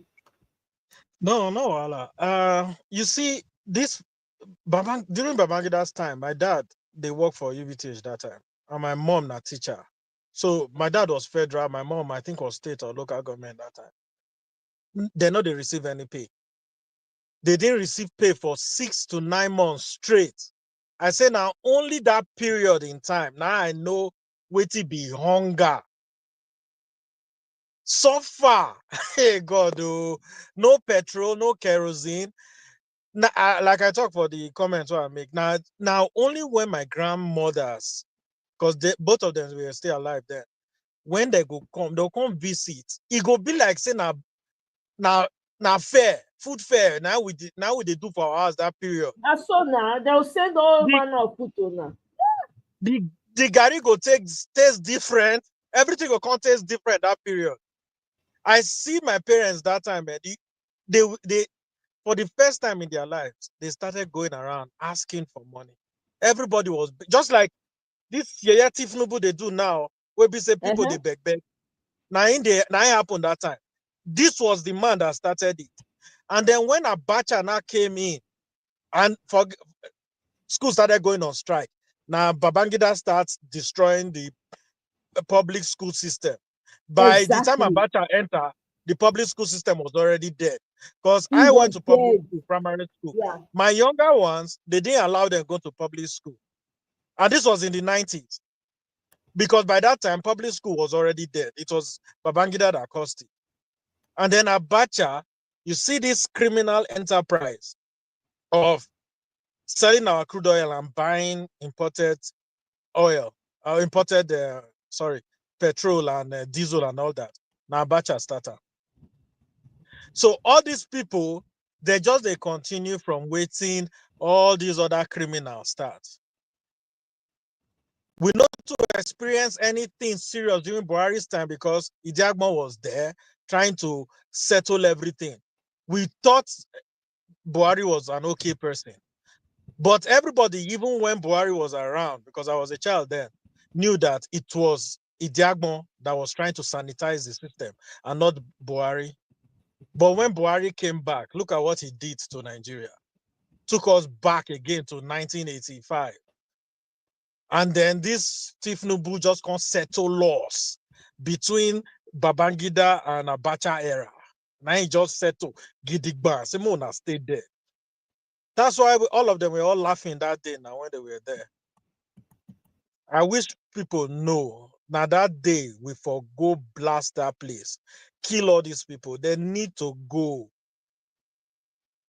This guy, that guy with the interview, they talk say if he was remorseful, he would be he would allocate some of the money that they were contributing to his stupid library to some of these people that were injured because of his annulment of the June 12th. This man is they don't get heart, they don't get soul. To They them, no get. to them, oh, Nigeria are their property. We just be unwanted tenants there. If they give them the opportunity, they go buy all of us. Oh yeah. Sell that land to who wants to buy it. The highest bidder. We just be in their way. If you look for white supremacy, now there be the sword of white supremacy. Exactly. God Oh bless my you. God. See, not only them, but you not know the tired. funny thing. May I tell you something, Michael? No, you know, these our leaders, this God forbid, not be like God. I take it back. These monsters when they look so, right? Not only they Just think call like them that, rulers. Now monsters rulers, they even see, not only them, even so, you get some private cities, you know, I don't know that when it comes from old wealth. You know, these people when maybe their papa make money, holding this time, 40s time, first people to travel in their family, that kind of story. Some private citizens, some of the sons and daughters of these useless people or people who benefit from them. If you hear them speak, I don't hear one of them when they talk, say, I beg, if they give an opportunity. The self-hate was something else. The guy said, to be black man, be like anything you put for black man hand, you always spoil. You know, they ever good. You know, had so many negative things to say. And then you got to say, in which say this whole colonialism, it lasts long so that it will extinguish all the black people come out. This guy is one of the wealthy people in Nigeria today. I don't mention him until give me opportunity, until give me chance to out him, until he miss yarn or talk something where it don't make sense and I go expose him. I'm serious. Not be only this our leaders, so that's the funny thing. Oh, some of your citizens that are secretly where their parents they fund their parents' lifestyle when it transfer to them. Some of them, that's the same mentality they have towards ordinary Nigerians. When I heard that we did crowd, I can't look at. I say, God forbid. I've never heard such a thing in my life. Never. I couldn't look weird. Like, are you for real? Your own people. If you can't think about like that about your people, then that means that the level of hatred will not feel measure. At that time, I had no idea what it meant to have self-hate. I didn't know. But I just found that comment very, because this was many years ago now. I found it very odd and it was uncomfortable for me to hear that. These useless leaders, when they call themselves leaders, the audacity, they gather, they clap, they come out. What they call that man name? He come out to say na Babangida na him make them go. Oh God, my head is hot. I don't agree with that. God forbid. I can't watch it. Buy a book. To God forbid. Not because now cost I won't cost myself. I can't go use money buy book of person when do that kind of thing to citizens.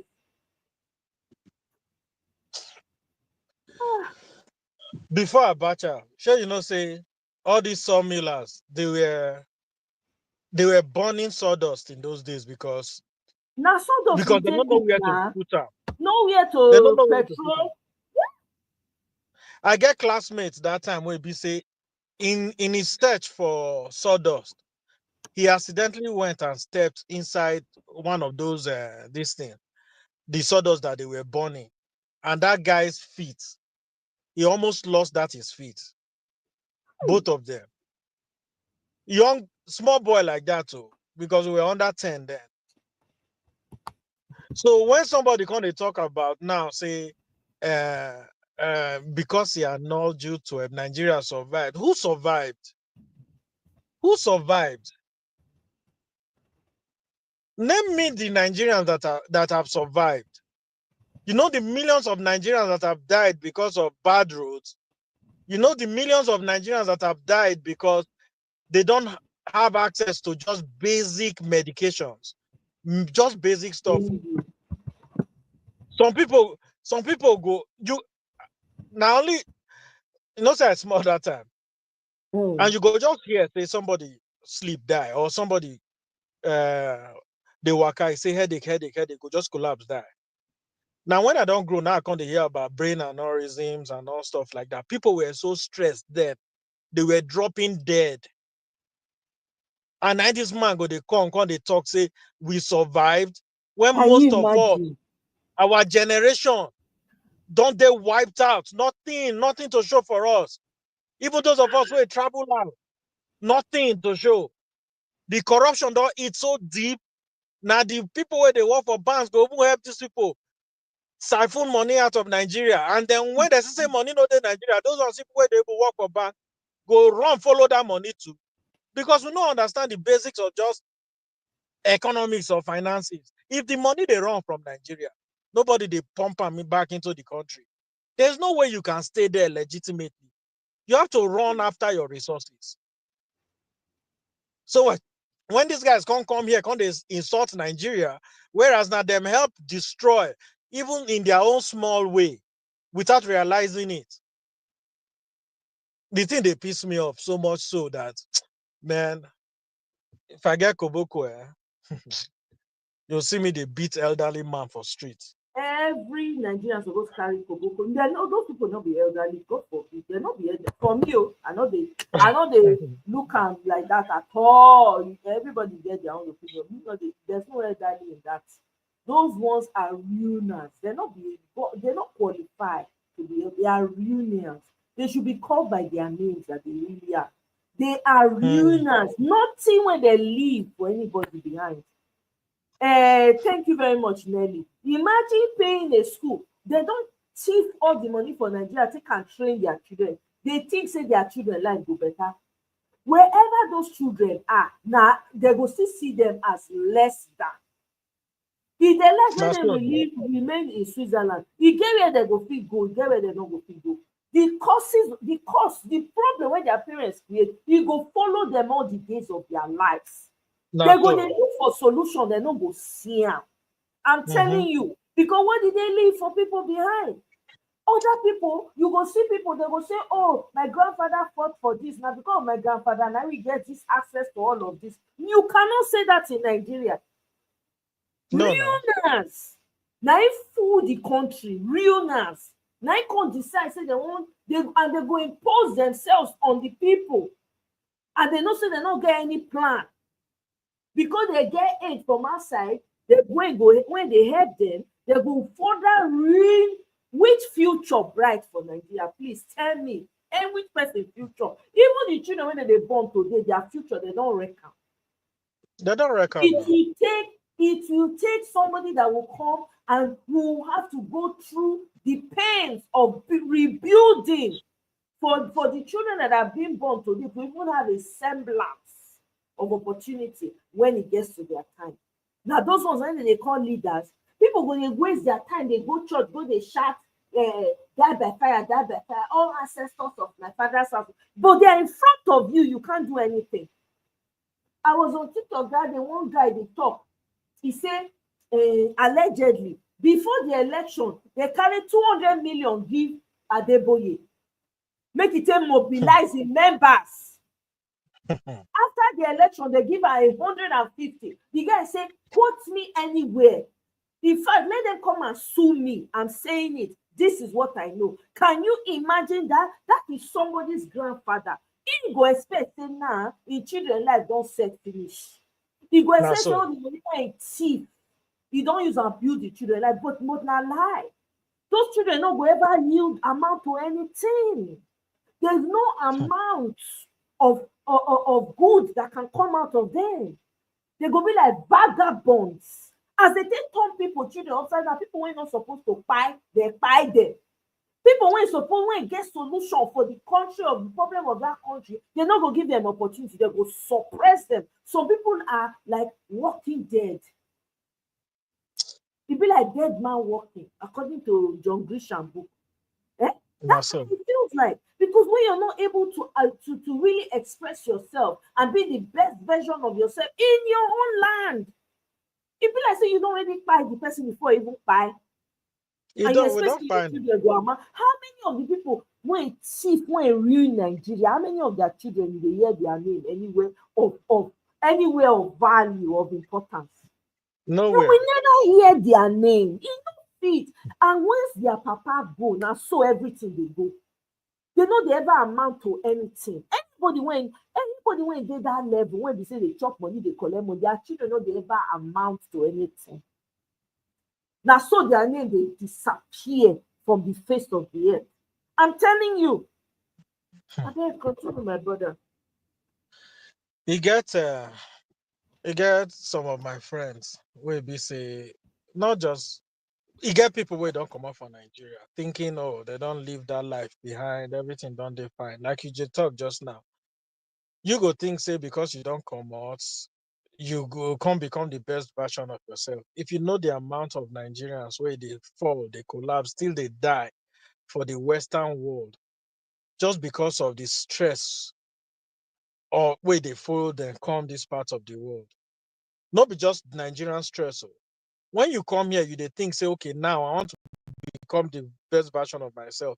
And then you can't realize, say, no, this system is not built for you too. There's nowhere to run to in this world. We just have to finally decide, say, now do or die, we get to take care of these people. Because like that interviewer said, they are not much. Actually, now the reporter, they talk about, they are not much. What do we have to do to correct this terrorism that they've meted on us? Nigerians don't suffer. We don't too suffer. And we cannot continue to do this suffering. Die not die. Make we just die this die. And more take most of these people along with us. At least more make some change, because how these people now when I come abroad, now I realize how wicked these people be. Because I finally realized that. So these people will come on so-called foreign mission or visitations to this part of the world, see good roads, see constant electricity, all the resources where we need for those things they inside Nigeria. And these people are not lifting a finger to even make their own streets they motorable. I know say these people no get solo. That's why I call them the Almajiri of the soul. They lack anything that resembles anything called the soul. And that's why I totally agree with Dele Faro to me when he said our land is devoid of memories, or we are failing to remember, because everybody continues to do the same thing. But Babangida thought he was going to be the best in the world. Nothing happened to him. His own life, all the wealth that he has is going to die with him. All the money they've contributed to him now means nothing. And Dangote, the time go come too. All this money what do they call them? Tifnubu they accumulate, he go die with them too. They just steal from us, give it to the Europeans. That's what's been happening for the past 500 years, and we've not learned. We continue to repeat the same thing, expecting a different result. It's not possible. Well done. Taya. My brother, thank you. You said it all. I mean, we have to make up our mind. And as far as to meet up, now 3 things it up. If those 3 things, they're not put them in place, may everybody sit down for us, no election. Let's not deceive ourselves. Let's not deceive ourselves. I beg. I dey talk and since I say na side eye I go take dey look. Until they do what they need to do. If they fit do that diaspora voting, and it is seamless, because he said even if they put all those things in place, we have to be vigilant. That's what he said. So if those things are not going to be put in place, please miss me with all election. It's not going to happen. Everybody must be willing to decide what they want to do. This is this because we not feel leave the country like this. We can't. We don't fit. Now when they give you when you feel full of milk and honey, milk Milk and honey land. Your useless, treacherous, greedy MS that you call leaders, that you call elders, that they ruin people's lives, they go. Meanwhile, they have no vision for you. They do not know what to do. They cannot build structures. Look at what delivery to me said. All the engineers that they import them from Turkey, from India. Meanwhile, you are graduating engineers every goddamn year. Make it make sense. Make it make sense. You have lawyers, half-baked lawyers, can't even interpret the law. Disgracing everybody on the global internet. They cannot even tell you what the law is about. Now that they go give judgment, now they go against the same judgment. You don't hear that kind of thing before for your life. I never heard that before. Where people they make progress. No, this ones, all the professions in Nigeria, apart from medicine, even some of the medicine, what did happen with medicine? A lot of fake people don't they act as medical doctors for Nigeria because there's been a vacuum. They are unaliving people with fake surgeries and fake injections. What kind of society is that? You have nurses conniving with human traffickers. When they sell people children, they say, no. If we don't do something now, we the shame they on. Imagine now recently they arrest pastor and traditional leader. Guess what then? Nigerian. For COVID-19 fraud, a pastor and a traditional leader. Where do we draw the line? Now, like this, we go, they carry, they go. Build stories on lies. Hip hop, see as the lies just crumble like pack of cards. Crumble to the ground like pack of cards. Lies. Anything that is not the truth will always fall. It might take years, but it will fall. But this has been too long. Let everything that's been in the dark be exposed. Let us remove the carpet. Everything that's been buried under that carpet must be exposed. You generate hatred amongst the citizens. Everybody is busy fighting each other. Where we're supposed to be coming together to make sure that we get our country back. You divide the people because you don't have any vision. You don't have any plan for the people. Let the people who can do it. No. You want to hold on, but you can't do it though. So it's up to us as Nigerians. It really is. Go ahead, Michael. Sorry. You see the problem with Nigerians, must say Nigerians, because the country is good, the landscape is good, the land is good. It's the people in it that have warped mindsets. Do you know that if you and I decide now that we should go to Nigeria, invest in Nigeria, and get the proceeds from our investment, we use it to start developing Nigeria, like build roads, create pipe-borne water, and start giving it to our immediate community so that eventually the more we make, the more we expand. I guarantee you, say, now from your family self, go they tell you, say, what you go make you want to do those things? Just give us the money, make we enjoy our life. Oh, yeah. Sure, you understand? And then before you do not come out to the community itself, the community people go they tell you, say, who send you? You be government. I beg you. They'll say before you do this thing, you must settle laws. Something you will must benefit settle them. Traditional leader. You settle the youth leader. You go settle this one. You go settle a John way. You go settle chief, the imam. Okay. Then when you don't do as you want just start there, and then the local government people will come. Say, who send you? Who send you? That's how we go to develop when none of us. If you want to do something for Nigeria, you just have to close eye and do it. Actually, to me, if I go Nigeria now, let's say I want to pave a street, I go personally hire Agbe, pay them to terrorize anybody who wants to stop that project. Because if you don't do one, if you want to do diplomacy, you no go fit do one for that Nigeria. As it be, yeah, as it's currently set up, you can't. You have to be just as mad. You have to be just as mad. It's crazy. But we know fit talk say because this family we know fit talk am now because now our land. If we don't go back there, look at what is happening in Esan land now. There's been acts of terrorism in some parts of Esan land.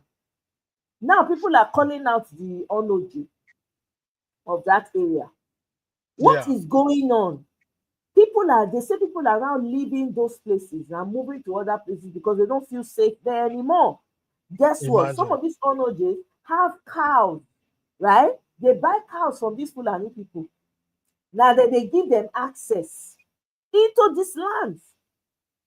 Now what to say, here's the thing. I don't all this Onoje, traditional leader, whatever, onto what? What is your purpose as a leader in a community? You cannot be a leader in a community and people are not safe to stay in their communities while you are there. Make it make sense because you get cows. You don't they partner with terrorists to terrorize your people. Make it make sense. Because that's the only way you believe things can be done. Whereas you can easily get acres of land and put those same cows there and make them plant some grass there. There are some hybrid grasses you can plant now, and your cow no go finish them because as they munch them, by the time you come back tomorrow, they don't grow back again.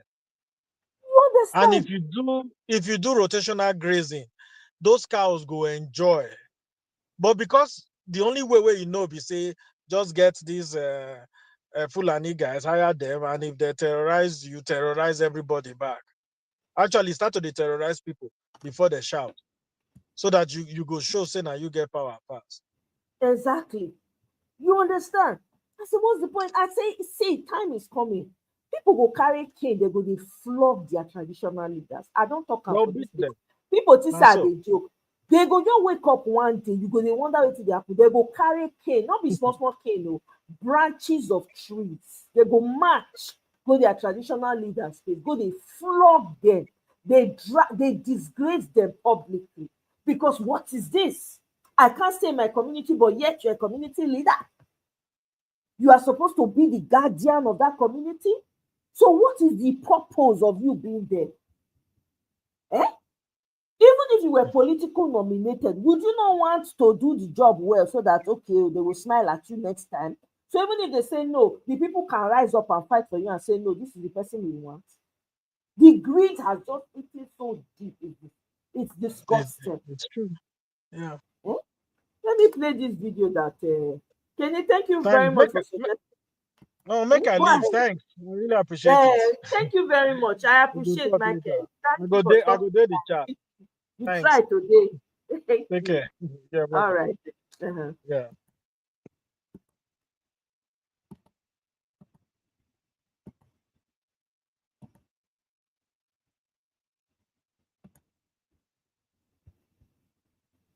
Strategic management and human capital development. Thanks for joining us this morning, Prof. So here we are. We've been talking about, I'm sure you've been listening to us for quite a bit, perhaps even on your way. So we're trying to get, the conversation is about transformational leaders for national development. And the first question that I asked Professor Joy here is, when we talk about leaders, it automatically connotes the image of followers. And Professor Ojo here is saying we don't really have as much a leadership problem as we have a followership problem. Do you agree with him? That statement is open to argument. I expected that, Prof. So go ahead. So let's not mystify. Let's break it down as simply as possible. I am a father. All of us here are parents. If you have disorder in any of our homes, obviously parenting will be the issue. So let's keep it very simple. In any environment where there are human beings and there are activities and there are resources, relating with each other is one, managing the resources is another. To do both, you need direction, you need values, you need enforcement. In the absence of leadership, instead of a group, you have a crowd. Instead of a team, you have a band of, if you like, marauders. So my submission on the matter is that, yes, there's some element of, if you like, culpability for a bad environment with reference to the followership. But the substantive issue is this. In all human history, in every environment, even in the animal kingdom, once there is an entity that's clearly a direction-giving entity, sometimes with some measure of enforcement, there will be order. So to that extent, I suggest and insist that it would appear to me that leadership is more a fundamental issue than that of followership. And we have even our own historical experience to deal with. We saw Murtala, the president, is set. We saw the war against indiscipline, how all of a sudden everybody was struggling to be of good behavior. We saw P2B in Anambra State and a lot of things that came under control. We saw Jakonde, we saw Ajashi. So if we expect that in any circumstance, the leader who is presumed to be more enlightened than the followers would depend on the followers for direction, we are getting it wrong. But then somebody can point out that, look, Prof, listen, the people are asking for the wrong things. They want me to give them money. They are asking for contracts and all of that. So what do you expect me to do? What I expect you to do is to act like a leader, which is give direction. Ask yourself what they are asking for. If you start it and everybody does this, can you still have a society? The answer is no. If one of your children in the house or two of them are particular about having some things in their favor against their siblings, and you encourage that, can you have a home? Will you be a responsible father? So there's some measure of, if you like, moderated nastiness in leadership. And that is interpreted in terms of give the people what they need, not what they want. That's why you're their leader. Okay, Prof. Yeah, the leader gives direction, but the people choose to go in another direction. Consider the issue of fake drugs in Nigeria, killing people, disorderliness on the roads, all that confusion in our lives. It is not the leaders who are doing all that, it is us. And we've already spoken this morning about some prices are coming down, but the effect of that come down is not reaching the people because we, the people, have decided to profiteer on fellow people. It's actually the fault of the people, of the leader. Let me reemphasize the submission. Okay. It's the fault of the leader. Now, okay, here in Abuja, you have traffic lights. You're in Lagos, you have traffic lights. Part of leadership is the structures for public administration, for value enforcement, for containment of possible excesses. If, for instance, you go to London, I'm sure we're familiar with this, when the Hurricane Katrina occurred in the US, looting took place, cannibalism resumed. There was a power outage, I think, in one of the most highly respected cities in Europe. People came out to loot. They didn't come from Lagos, they didn't come from Onitsha, they didn't come from Kano Street. It's the same people who have been behaving well under, quote unquote, good leadership. And that's for the simple reason that the structures and institutions of state make misconduct unattractive. So if there's traffic light, I violate it and nobody gives me a ticket, nobody stops me, and the person who stops me collects money from me, and I, as leader, do not pay attention to recruitment and enforcement, the collapse of the environment cannot be blamed on the followers. It is enforcement which makes rules, first of all, fair rules, second, enforcement, third, impartial enforcement. That now bring confidence and trust to bear on the state. But even in the most organized environments with strict and known rules, the desire for misconduct will always be there. Prof, just a quick one. When you one. now begin to allow it, my sincere apologies. Begins to degenerate. Prof, just a second. Is it simplistic of me to expect that Nigerians will behave? I mean, I said behave. Yes, I mean we just behave like good normal people. The street light First is of there all, for our own safety. I mean, the traffic light is there for our own safety. We know that. Yes. So what is it simple? Is this, am I oversimplifying it to say that okay? No, on the contrary, you're correct. You're correct actually. You're not oversimplifying, but look see where the problem comes from. The lights are there and we're supposed to obey the traffic light. Everybody. You and I, who are big men, do not obey the traffic lights. We are setting the right, quote and unquote, right example for misconduct. So you find that when the reflexes of leadership is disruptive, does not follow rule of law, does not indicate that we take these things seriously, followers will also follow. It is that simple. Because assuming we're talking about a country on another planet, this is the same Nigeria where people behave well. The same Nigeria where if light was to go out when we were growing up, there will be an announcement that there will be power outage by the ECN, Electricity Corporation of Nigeria, for about 1 hour. So the issue of the traffic light now, place that against the fact that you're in traffic, a local government chairman, a president, a local government chairman comes with a convoy, chases everybody out of the way and goes. The governor does the same. The senator does the same. The House of Reps member who comes visiting in the state does the same. And I ask, what standard are we setting? Who are we mentoring? That's unconscious mentoring.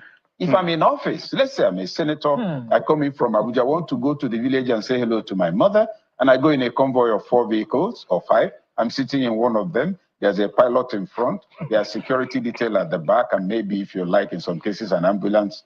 And I'm doing 150 or 120 on a village road, untarred, a lot of dust, killing people's goats, with all my headlights on in the afternoon. And this is not a case of somebody with temporary insanity. No, he's a leader. And so our children are watching. We're also dedicated to helping you build toward your future financial goals. Our Regulation D 506C bonds with And a lot of them are saying, I want to be like that man. Yes.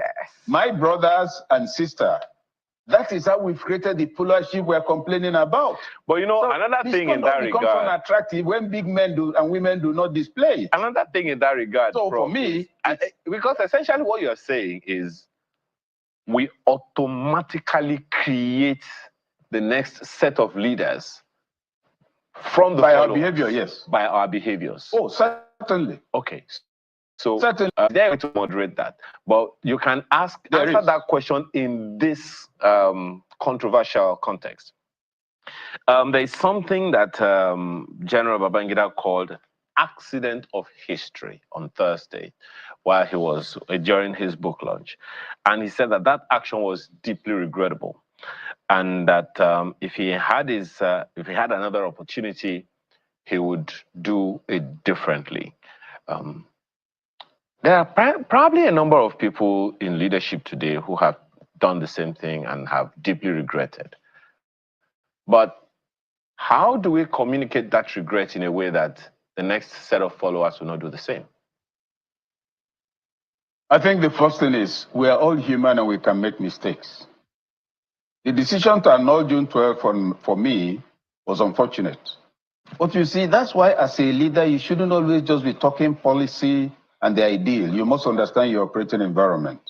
In every political situation, there are political forces, there are economic forces. Those determine the political economy of the environment. At the time Buhari Abiola won that election, there were people who didn't want him to be president of Nigeria. And you can understand that. Look, let's operate with a sense of history. You remember when he also ran into problem in traffic with some soldiers. He was pushed out and he gave a very loud media, outcry. Why should they be behaving like that? Babangida should tell us who voted for him. I'm sure we've forgotten all of that. Now you find that he also, at the time that election, the controversy was on, he left for the US. Kingibe was his deputy. Now that's your vice president. He didn't know you had left for the US. You didn't brief him. And then Kingibe raised the issues. People asked him, oh, it appears you didn't tell your deputy. He said, oh, he gave a Yoruba proverb. He said that, he's a very robust and cheerful personality. He said, oh, that in his place, they say that a bird does not tell another bird that a stone is coming. That was something anybody could have said. That's one. Yes, we all witnessed it. Second, the Ooni of Ife. The Ooni of Ife came out and addressed us on national television after visiting President Babangida and said, yes, they can now understand what happened. They can understand. Have we forgotten all of that? It's only the Ooni of Katsina. He's a Yoruba man, presumably the leader of the Yoruba nation. Now, the political economy of the environment at the time was that there were too many forces. There were some powerful forces who overruled the true will of Nigerians. Now that happens. Now that can happen. You may find yourself in a leadership situation where even though you have the title, the configuration of forces around you force your hand in a certain direction, sometimes on pain of death. If you remember, Omar Mori's book, said all of this. Abacha actually was one who was in strong contact with the dominant political forces in the country, and they didn't want Abiola. Now, that's a few people saying that what you and I think, the fact that we forgot that it was a Muslim ticket, they forgot that we were excited that this man will give us the Nigeria we want. It didn't matter to them at all. And they forced a decision. The elections were clear. Humphrey, also the chairman of the election body, got himself nearly killed because he was trying to insist. And so I will understand what is called sometimes the circumstance or twist of history on the hand of history. But I'll take it further to also say that sometimes that's also the time to say, here I am, so that others will say, there you are. Now, three factors. The decision was wrong, but subsequently it was mismanaged. Such that an election result that attracted jubilation all over the country. In less than 3 weeks, it became a southern project. How did that happen? That's what we are not asking us. How come the North, within a short time, withdrew completely from it? That the northern candidate lost to Abiola in his own place, in his own home. What happened? We're not thinking about it. So those are the things to consider so that we don't remain extremely idealistic without a sense of history in all of this. You must also consider Abiola's reflexes. That's what you call power politics. His reflexes, were they reassuring? He was going to be the president of the most populous country in Africa. He hadn't been sworn in, and he was talking reparation and threatening America. Have we all forgotten that? Global diplomacy watches out for the type of people they allow to head big nations. Reparation, a lot had been done to Africa. This amount will have to be paid to Nigeria. Oh, really? So let's not kid ourselves. But that's what happened with Libya, Prof. That's what happened under Gaddafi. I mean, he was that kind of leader that wasn't wanted by the West, so to speak. And of course, we all know what happened. At the end of the day, isn't it supposed to be about the people in that particular country as opposed to the influences from outside? Perhaps the challenge is what Professor Joe raised here about what some other people have called the elite consensus. Because if there was that, would it matter what anyone from outside of the country wanted? No. It would matter because the elite consensus you're talking about, if we are the elite here, our consensus could be with those who are oppressing our country, who are interested in our solid minerals. There's a consensus, for instance, in the mining and misuse of solid minerals in the north. Outsiders are involved, Nigerians are involved. So consensus in itself delivers nothing except you find out those who are the team in the consensus and what they are striving towards. Let's take a simple example. We say that democracy, that's the easiest definition, which to a very large extent doesn't make a lot of sense to me. But we say it's government of the people, for the people, and by the people. I agree. But many of those who make this, who give this definition, do not also bother to define the people. Take any of the political parties, for instance, APC, PDP, Labour Party. It is for the people. But when you look at the requirements for getting nomination paper, one party it is 100 million just to get a piece of paper to say I want to contest. In another party is 15 million, in another is 30. Is it still government of the people? My answer is yes. Which people? Government of the people who can pay because they have a lot of money. For the people who support them and who therefore get contracts when they become president or governor, and by the people who are part of this grand elite conspiracy. Exactly. Once we don't do this analysis, we'll be prancing all over the place, talking about, oh, they've denied us our mandate. The people, the governor, those we elected don't care about us. Yes. Please, they paid you up front. If I think to vote for me, you collected the 10,000 and then voted for me and beat up those who were not ready to vote for me. What has happened is that I've paid you at the rate of 2,005 per annum for 4 years. You dare not call my phone. We finish our transaction. Prof, have mercy on us. Please have mercy. Have mercy on us. Come on. Alero, go ahead. Professor, let me take you back a bit to the example you gave earlier about the way our leaders and our big men behave in Nigeria. Seeing as that is how we behave, who is going to tell these leaders and leaders to be that that is not the correct way to lead? You have been in this leadership business for a long time. How much talking are you doing to the political class that even children who are in primary school are watching them and learning from them? I do that quite often, but let me give an example to reemphasize the point about leadership. I'll use 2 examples. Tinubu when he was governor and Peter Obi when he was governor. Tinubu became governor in a Lagos state that if you went to Akpogbo in the night, you're the one who has chosen to commit suicide. Olobo area. You just notify your ancestors you're coming ahead of your time. That's why you went there by 10 p.m., nothing more. Why are you laughing? I don't understand. So, these boys were totally useless. Some of them will make up to 15,000 back then, and that's a lot of money with which you can pay in advance for a car, a used car. By the next day, they've blown it all on drugs and some loose living and all of that. Now, Tinubu became governor. By some strange reason, those boys were found some things to do. I think Adeni Jadele was involved. They became part of the security of the environment. They are human beings. Left to themselves, they will do all sorts of things and so on. They were put to some use. And all of a sudden, they were enforcers of good behavior in terms of road usage and all of that. Their leaders were brought under control. Now you go to Anambra State.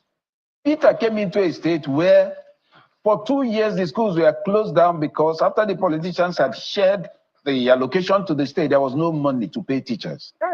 2 years. Schools were not running in Anambra State under Mbadinuju. He came in, looked around. We are not going to share this money anymore. Schools, in any case, our schools should be doing well. We are known for that. But for them to do well, we need the right people to run them. Who are those who really run schools well? Well, the owners of the schools, mission schools, PTAs. Look, okay, let's just give back these schools to those who owned them before. He did that. He gave the schools back to them. I think one, he had predominantly Catholic and Anglican. I think the Catholics had more schools. They were given 6-point-something billion based on the number of schools properly calculated by him. The other, I think, were given 4.5 billion. So it's not take your school. No, he funded it and told them the teachers are now your personnel. If they are coming to work or not coming to work, that is your business. You are interested in good academic performance and morals. That's what our children. It was bringing the best results in NECO, in WAEC, and all competitive examinations. What point am I making with that? Going back to your question. Paradigms. Once you set them and enforce them, they stick. Peter came in, every evening a cow is killed in the governor's lodge, and he asked them why. He said, oh, Your Excellency, because of those who will come back with you, a lot of people follow the governor home. That's how we've been doing it. He said, well, my friend, it's only myself and my wife that live in this place. People should go home to their own wives so that they eat the food they cook. This place is not a restaurant. He stopped the killing of cows. Now, that's the sort of thing. And it's not about P2B, it's about others who are doing the same thing. Schools where the head teachers are doing things like this, enforcing discipline, insisting on seeing lesson notes. Corporate organizations where corners are not being allowed to be caught, among so many other things. Media houses where the organizations insist on balancing the views. Sorry, yeah. Okay, we have some reactions from home. Festus Akimboyowa says, in President Tinubu's campaign and inaugural speech, he clearly laid out his vision to remove fuel subsidy, float the currency, create credit system, defeat insecurity, improve our economy, solve our electricity problems, give hope, unify and heal our nation. It is a great task, but Nigeria has a visionary leader. Professor Enakana says, transforming Nigerian government requires a shift in mindset, strong institutions, and active citizen engagement.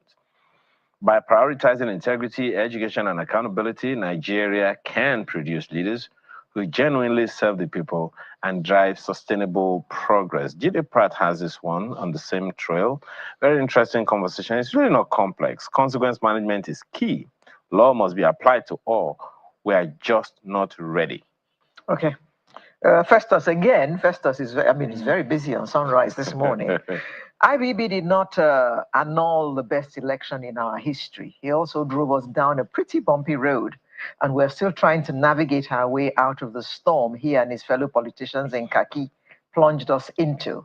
Blaming a dead Abacha who cannot come back to life to defend himself for the annulment of our best election is a sign of weakness.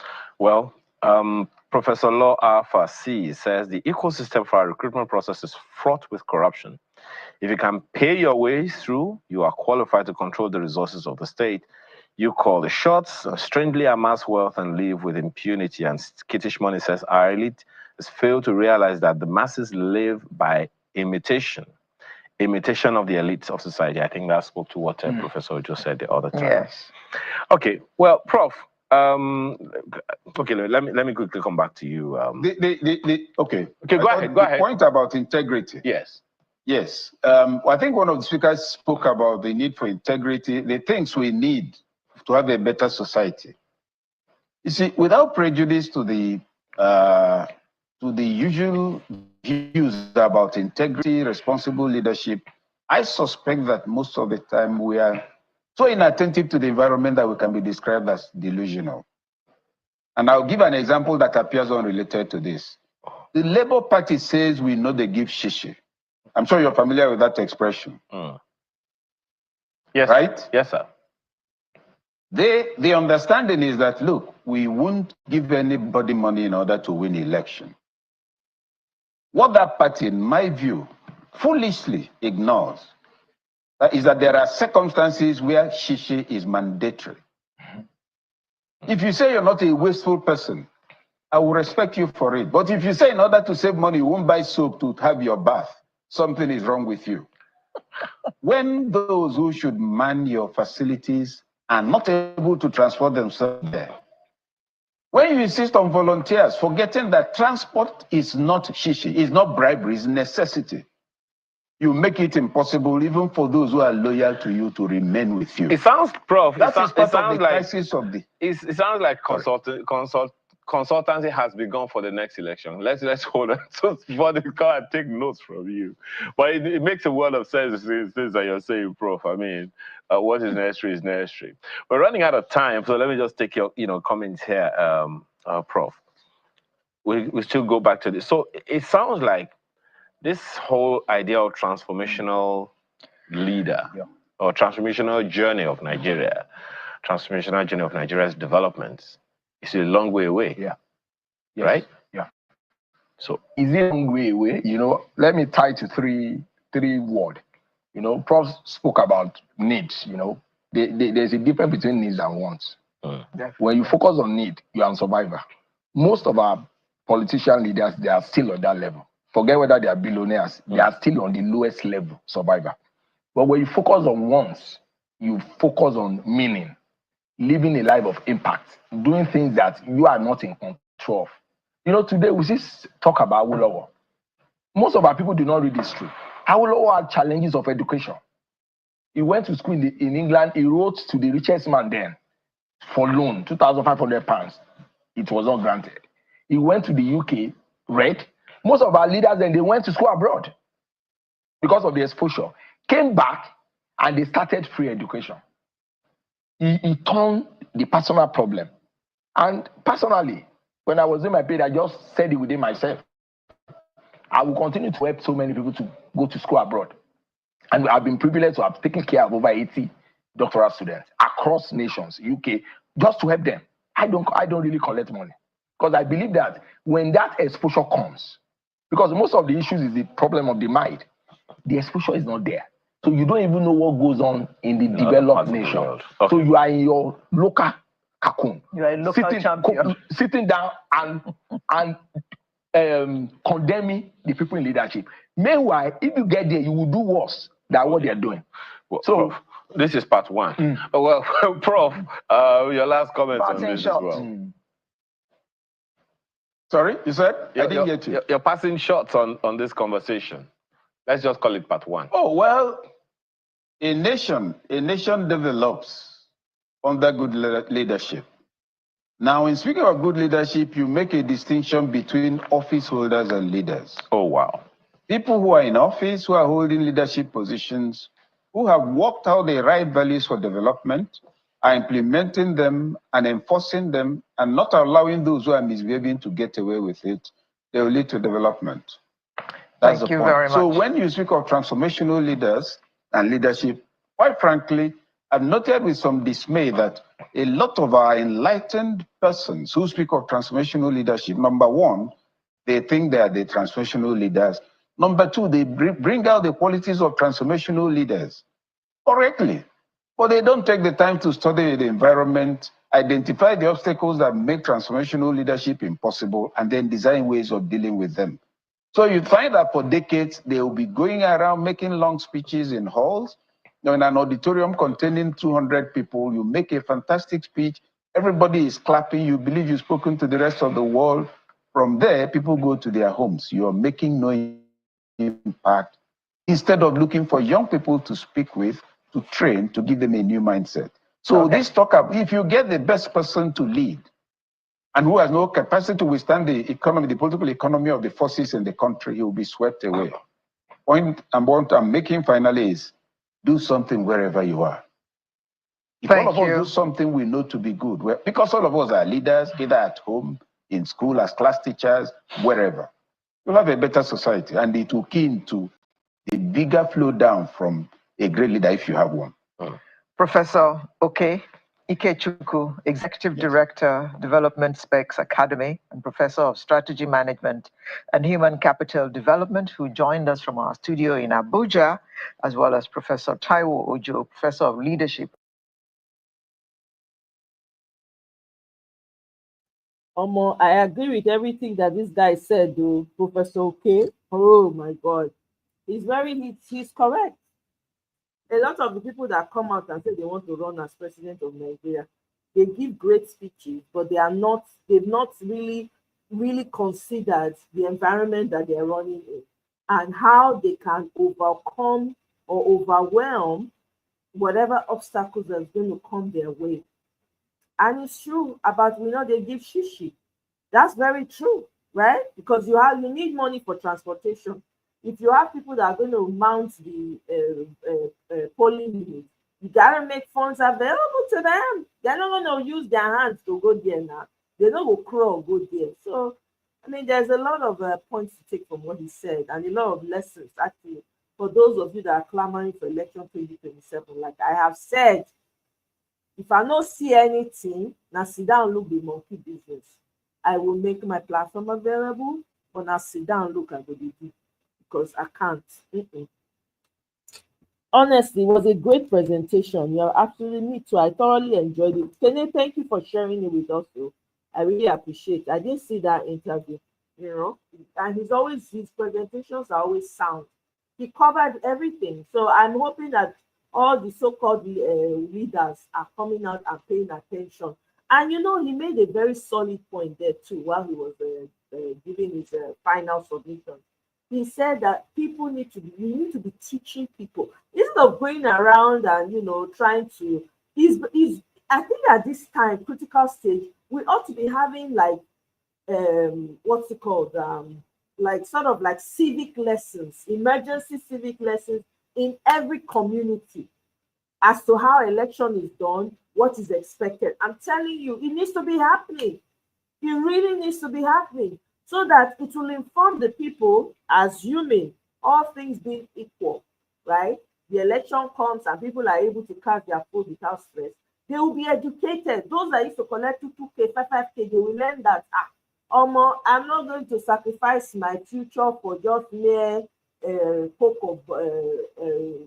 bottle of Coca-Cola, So anyway, that being said, I think it's a good place to wrap it up. Thank you guys for joining me. I really appreciate it. Thank you, Michael, for coming on the panel. Nelly, Kene, who else was there? Misty. Thank you all so much. I shall see you guys on my next one. I don't know about tomorrow. We'll play it by ear tomorrow. We'll see what happens, and we'll definitely stop by if there's something that we need to talk about. But anyway, enjoy the rest of your day, and I'll see you on my next one. Bye.